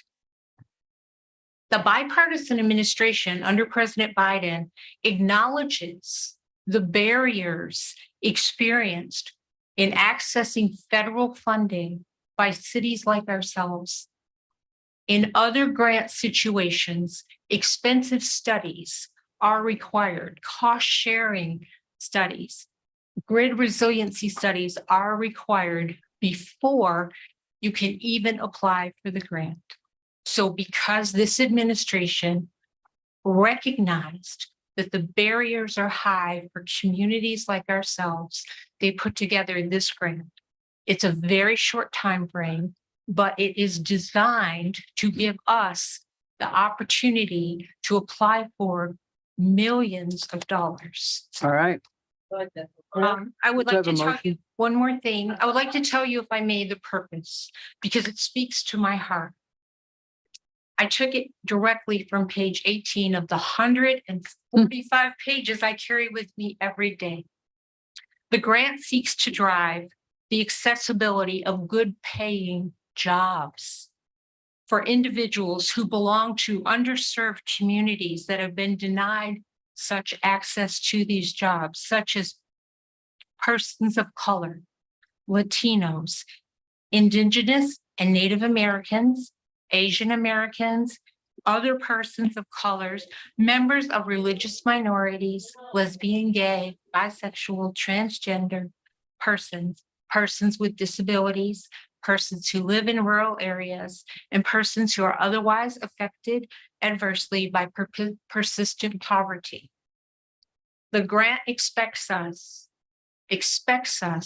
to hire from this population and give them the types of training that they need to become individuals in science, technology, engineering, and math. And we have taken, since you have the concept paper, you see, we have identified individuals that we can hire at the high school level, individuals we can hire with some college, and the grant will provide the funds if we are selected to help this population get these skills. So that's why we're applying for it. There are some other items, such as there is a match. Mr. Liberty had me work with the various attorneys. Those matches can be made from the existing bond funds. The attorneys looked into this for us, and we're very pleased to tell us that if we are awarded money that we already had set aside to do the various projects that you're hearing about can be used for the match. And the match is not an all up front. It is on an interval that we negotiate. However, the reason that's of such high urgency is we have 28 working days for topic area 2, if you approve it tonight. Yeah. And we have 35 working days for topic area 1. Motion to approve. Do I have a second? Second. All in favor? Aye. Thank you. Aye. Thank you. Passes unanimously. Thank you very much. Well done, Alyssa. 35 days and 6 hours. Yeah, get going. You're in sales now. Yeah, really. Thank you you so much. This is exciting. Let me thank you because I listen. I'm not here but I listen and I hear your commitment to my community because I live here now. Oh, I hear your commitment to us. I hear your commitment to the high school one. When you brought that up, I knew it would align. So let me thank each of you. oh, thank you very much. Welcome to the community. Madam Mayor, I want to thank Alyssa. She's going to be modest about this, but she scrubbed the 140-page bill document of this grant and made sure she knew every line on what Right. we need to do to line up to their expectations and have a successful concept paper. So I want to thank her for all her work and the team. It was a team effort. So Everything the is, full yeah. team, I thank you for digging into this. And we can make this deadline? Yes, Okay. absolutely. We've already started work in anticipation that you might say yes. Oh, We've great. already Great. started. And you're getting outside help. Absolutely. And they That's are great. on the phone. They do have an excellent success rate because what we didn't want to do was demotivate and demoralize our own employees who are putting extra time into Mhm. this. So Mr. Liberty made sure we chose grant management associates who have an 89% Oh, great. rate of awards. Also, what I didn't say is more than 70 more than 70 electric utilities will receive these awards. Wow, that's fabulous. Thank you so much, really. Yeah. I Some appreciate your hopeful- efforts. Bipartisan. Yeah. Thank you for your hard work. Thank you. Thank you very much. We'd like to think that our odds are better than a lottery ticket. But we're It's not saying much. not much better, but I give credit to the team. If you get a chance, really look at those concept papers. We submitted those concept papers. That was a huge amount of work. Fortunately for us, we had done a lot just to get ready for bond issues, a lot of information that came out of our public offering statements. A lot of the work that we did for SHRIP, the fact that we already have the match dollars available, the projects that we've selected are largely projects that we have on the SHRIP project list and had secured bond funds for. So we're ready with the matching dollars for the vast majority of the things that we're looking for. And it'll also make a lot of things possible in terms of helping us cover the cost of staff. I think too often in technology projects, people look at the economics and say, well, you're no longer going to have to do this, this, and this because you have this technology. But they overlook the fact that that technology has to be tended to going forward. It doesn't just operate quietly in background. It requires a different type of worker than you had before, one to install it, but then to operate and maintain it, and then to exploit the features that it brings you in terms of data and information and further capability. So we often don't take that into account. And this grant does allow the dollars to have that forward curve, if you will, of support in those projects. Thank you for that. I have a quick question on that note. It seems like the employment in that it's really innovative and that's great. That's like the standout thing that I suspect is what our application is going to look at. So my question was, when I look through the grant itself, there seemed to be an emphasis on innovation. And did they mean innovation like just in technology? Because if we're just doing projects that we need to do anyways, are they looking at innovation just technology and like the physical parts, or like innovation on how we deploy these projects and how we employ and whatnot. And, are we confident that we're meeting that standard? What they're looking for specifically is for disadvantaged communities to receive the hardening and sustainable electric services that they know that they do not receive now. So they're talking about poles, they're talking about meters, they're talking about every piece of the electric structure. And if it requires something new, to your point, new technology for the personnel to be trained. As you look through the concept paper, they told us exactly how many pages we could put on each item. They gave us very specific focus areas where they said, if you want to win, you will focus on this and not on that. Wow, Great, thank you. excellent. Guidance is a good thing. I hope that answers your question. It does, thank you. You're welcome. So to help us pay for the some things we're doing anyway, Yes, right? yes. Awesome. Thank you. Thank you very much. Okay, Thank you. next up is professional services agreement with Nalco Water. And we're going to have a Motion presentation. to approve? Second, Do I have all in favor? Aye. Aye. Thank you very much. Next up is task order number 12 with EC Fennel, PA to complete engineering design for the new main yard feeder 1W18. Do I have a motion? motion, Do I have a second? Is it a motion to approve? yes. Do I All right, you said you have a motion. do I have a second? Second. All in favor? Aye. Motion passes unanimously. Task order number 13 with EC Fennel, PA to complete engineering design for the E12 circuit storm hardening. Do I have a motion to approve? Motion to approve? Do I have a second? Second. All in favor? Aye. Aye. Agreement with ULS Corporate for the purchase and delivery of overhead pole mounted distribution transformers. Do I have a motion? Motion to approve. Do I have a second? Second. All in favor? Aye. Aye. I am so happy. How do you think Ed This feels? is like my meeting of my dreams. The next one, purchase orders to McWayne Poles for the purpose of and delivery of ductile iron utility poles. Do I have a motion? Motion to approve? Do I have a second? Second, All in favor? Aye. Aye, all right. Motion passes unanimously. First, and the next one up, First Amendment to Horizons Energy LLC for consulting services. Do I have a motion? I had a question on this one. oh, man, we're on a roll. Come on. So good. It's a quick question. I know, I mean, you got to appreciate the role. You got, It's expensive. Right. my only question is that we often do grants for 49,995. Because that kind of gets it in under the wire. But if we then come back with a change order or an addition, it makes one wonder, well, was that really a 60 or 70,000 one that should have been 60 or 70, whatever to start with? That's my only concern with that one. Perhaps you can add a little bit to why we're doing the additional 10K. I recognize it's small, but we just approved 2 million or 3 million. No, but Actually, but But I think it's a very good question. And we're conscious of that ourselves. And we see things that come in a little bit close. We said, okay, so what we have to allow is that there may be additional work that's requested when we do a study, redirect, go do additional models, run in our case, we asked for additional meetings that were public meetings, workshops that required a lot more hours and also more analysis. We didn't use the entire $10,000. I think we used that's the invoice I was told was another $2,000. Another $2,000, but this gives us a little room because we may not be done with them. We may ask them additional questions, ask for some more model runs. Motion to approve. So second, All in favor? Aye. Thank you very much. Next up, interdepartmental budget transfer to cover Hurricane Nicole expenses. Do I have a motion?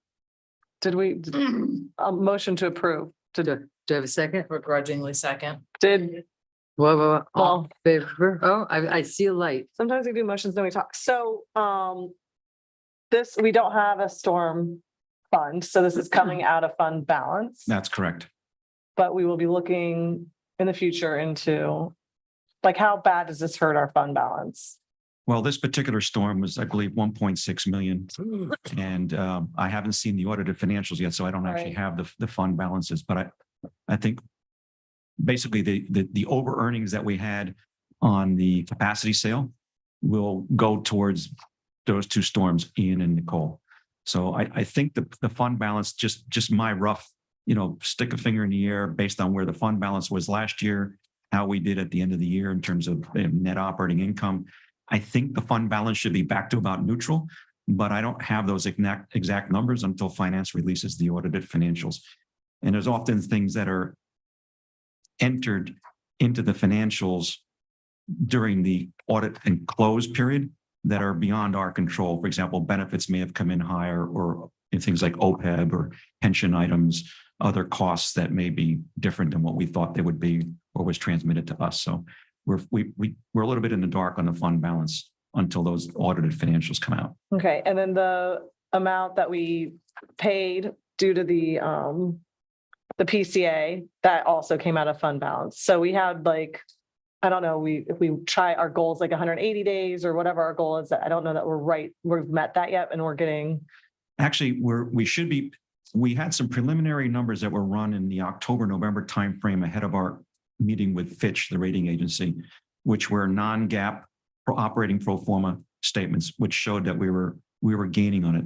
The fund balance is greatly affected by how much, and the working capital by how much we owe ourselves for the fuel. Yeah. So the more current we are with fuel, the better we are on that 180 day. So we're gaining on it.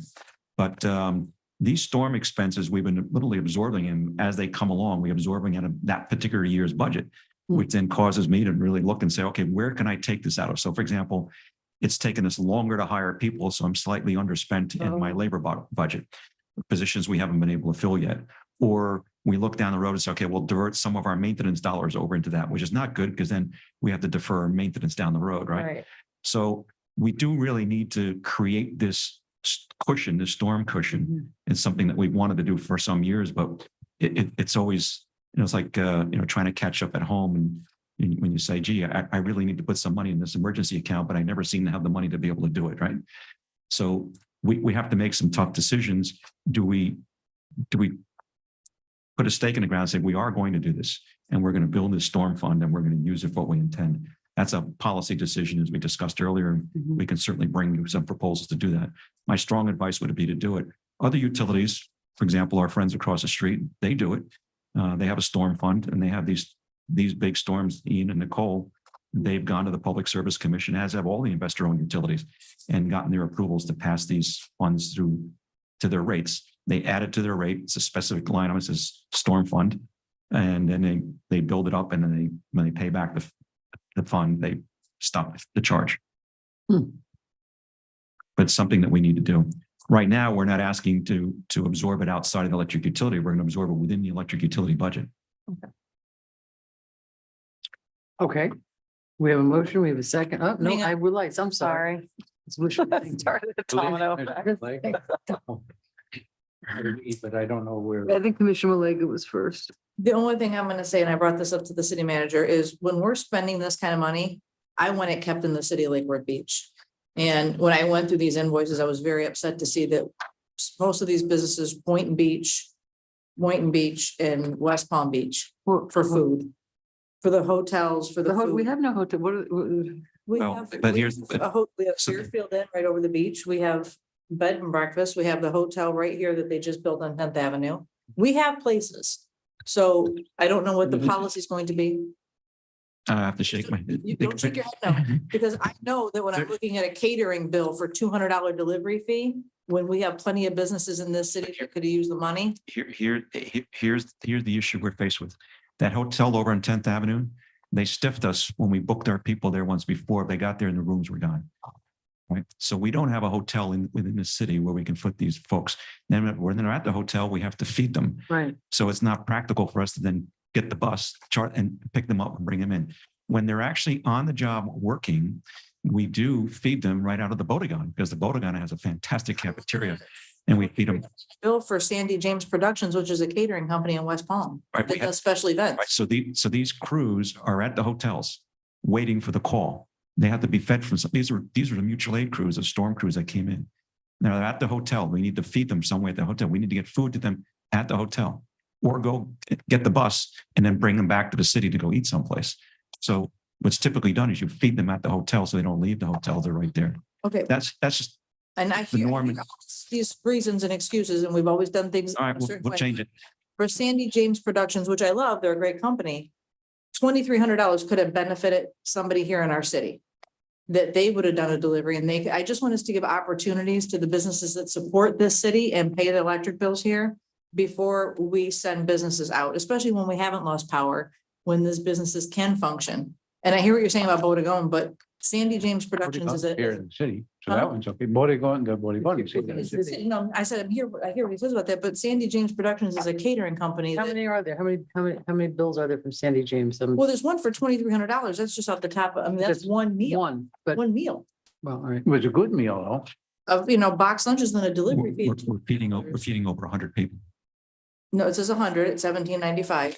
But I want us to be mindful of if this is Valentine's or procurement, whoever, that we can start looking within the city and try to keep the money, at least some of the money here.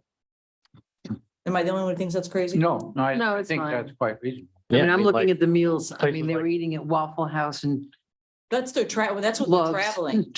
That's when they're traveling here, they're stopping along the way, and I understand that, but when they're here, Yeah, we just have to do better. I'm We not have a- to support small I businesses. agree, and I don't want to give the impression that we don't do this, but we actually do look around. I mean, you're looking for somebody who, without a lot of notice, who can then put together 100 box lunches or dinners and.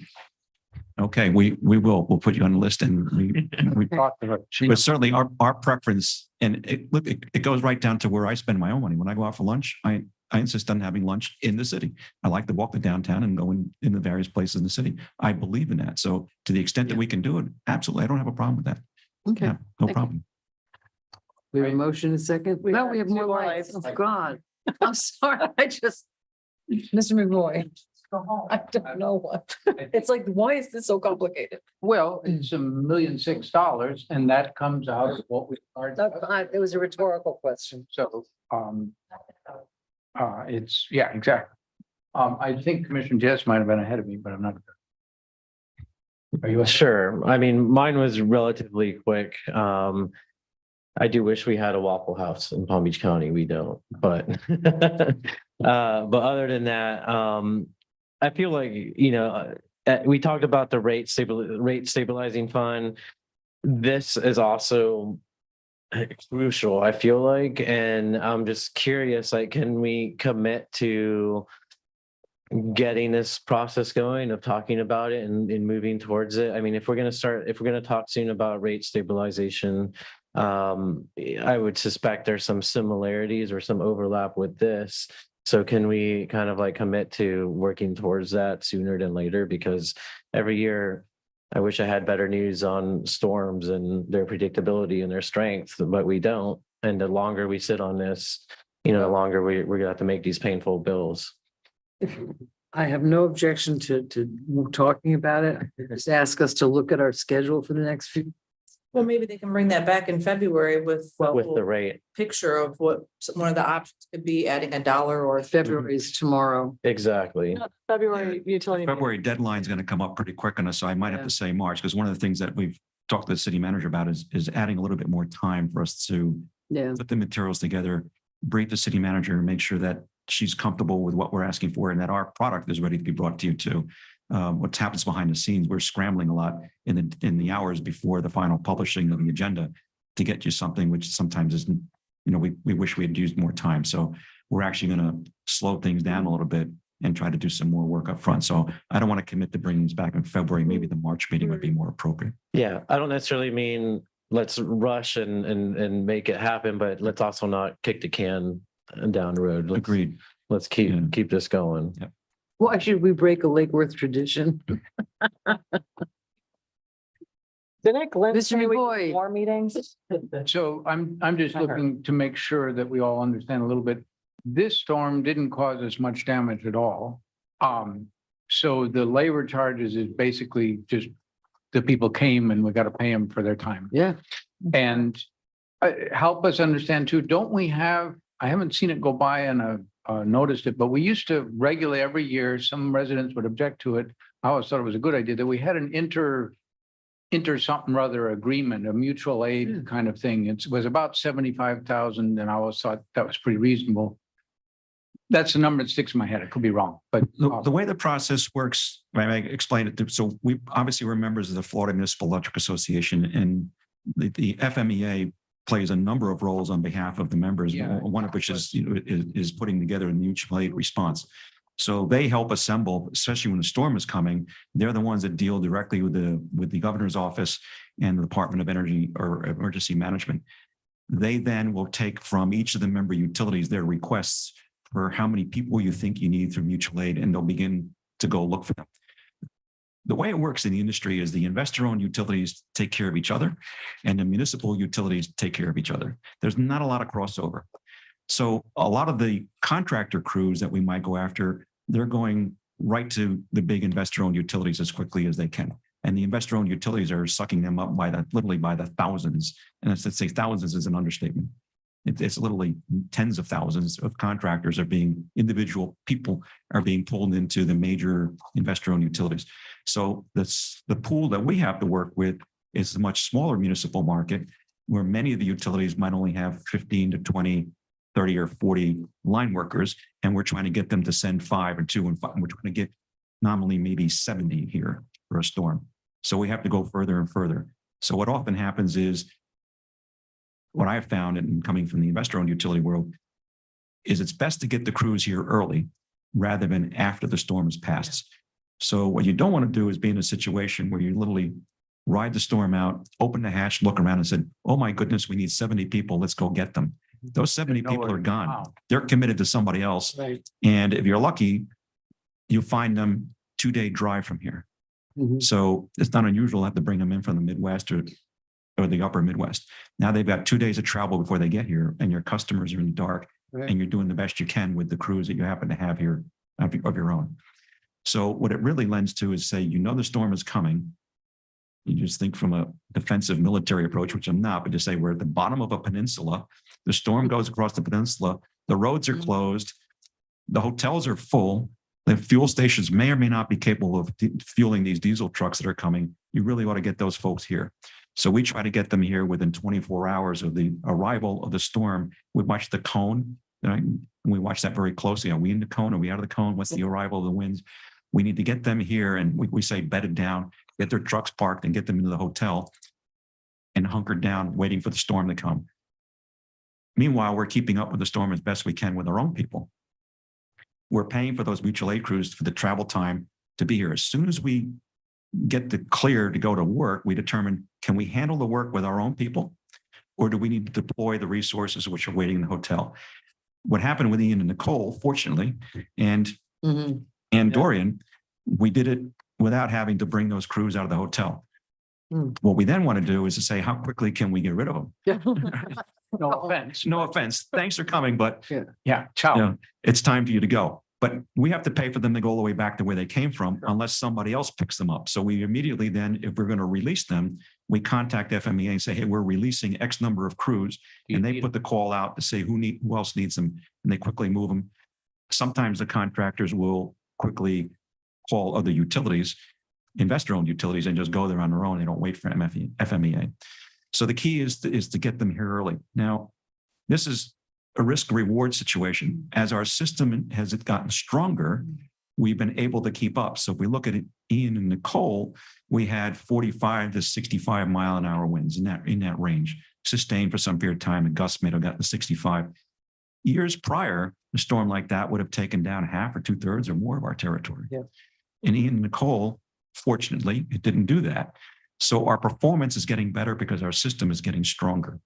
But when we look at a storm, we don't know if it's going to grow from a category 1 to just a tropical storm, a windy day, to suddenly we have a category 3 that's barreling with the eye right across us, and we're in the upper right-hand corner. So it's a crapshoot. So I in hindsight, we could have saved some money. Well, yeah. But I don't think any of you would have appreciated that if it had gone the other way. You'd say, Ed, what were you thinking? You should have brought those people in. And you anticipated my next question and last question is, do you envision, as we continue the hardening, that we might call for slightly smaller crews? Are we confident enough that we can risk that or not? I think a little bit based on what we saw with Ian and Nicole and Dorian that, just glanced by. I think we can do that. What we're seeing is that we have more and more new poles out there. So the most difficult thing to correct is a pole that's come down, Right. right? Or has to be replaced. So When it's. we have more poles out there that are new compared to where we were 2 or 3 years ago. And those are the ones that are new are rated in theory for a Category 5 storm. So that means we might have wire down, which is easier than having to set poles. So we could go with smaller crews, but so much of it depends on what is the storm doing? What are the forecasters saying? We go on Mike's weather page or the NOAA page. If we watch that, we're all mouse clicks waiting for the latest update. Is it coming? Is it coming? Is it, oops, it turned around. It's coming back. It's still sitting out there. In theory, we could try to go with fewer people. The big thing that we find is very helpful is the vegetation crews. So having more and more vegetation crews that are available to support our own crews, Right. because we put our own crews on split shifts, and then having the vegetation crews right there with them, they can immediately clear brush, clear a palm tree, clear a road, and get access. I think you're doing a lot of preventative, so it's not blowing stuff into the wires as much. We are. We've actually looked at our vegetation management costs. We've gone from spending, let's say $600,000, $700,000, 5 years ago when I got here. We're now spending in the 900 plus range. Wow. So we've stepped up our vegetation work. So a lot of the reliability numbers you're seeing, I think, are not only due to the hardening we're doing, but also getting that vegetation clear. Yeah. That's a big part of it. Okay, thank you. I have one more Yep. question. Actually, I have 2 questions. So when I went through the bills, I noticed that every single person got their own room when we bring people down, and I don't understand why we're not putting 2 people in a room when there's double beds. That's a surprise to me. I believe our policy is 2 per room. I don't think it's 1 per If room. you go through, it's I'll- listed in here, 1 person got their each room. By contract, the Assistant Director King is reminding the foremen get their own room, but we leave that the line workers go 2 to a room. We'll recheck that, but I Please do. didn't see that in the.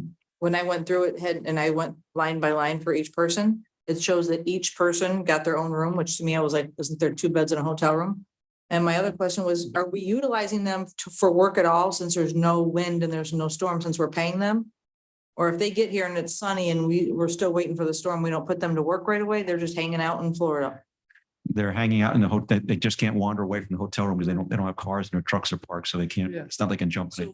So, I'm just questions for the contract. Are we allowed to put them to work if we have projects or work for them, since we're paying them to be here? They're intended for emergency work, and the minute that they come on the property and begin work, there are very significant increase in pay and total compensation for all of our own employees as soon as they come on the property. So if we were actually declare a state of emergency and bring them to work, it would have some very significant, Even these costs. trimming people.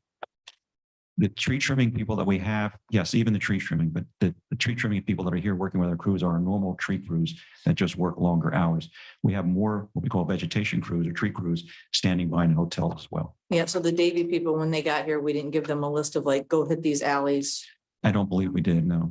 They were standing by. I've wondered the same thing. Is there a way to do that? But it would immediately, it would ratchet up dramatically, by contract, the compensation for the internal crews if we did that. So there's a standby rate and then a working rate. Essentially, Yeah. yeah. Right. It's very common in the industry. Okay, so I think we had a motion and a second and a vote. We have to vote. Let's have a vote. We have a motion and a second. All in favor? Aye. Aye. Thank you very much. Thank you. Do I have another motion now? Motion to adjourn. Do I have a second? Second. All in favor? Aye. Hi, Okay, great. And please don't forget to get these lists of the school board people. yes, please hand them out. Thank you for putting them together. Sure. Take one and pass it down.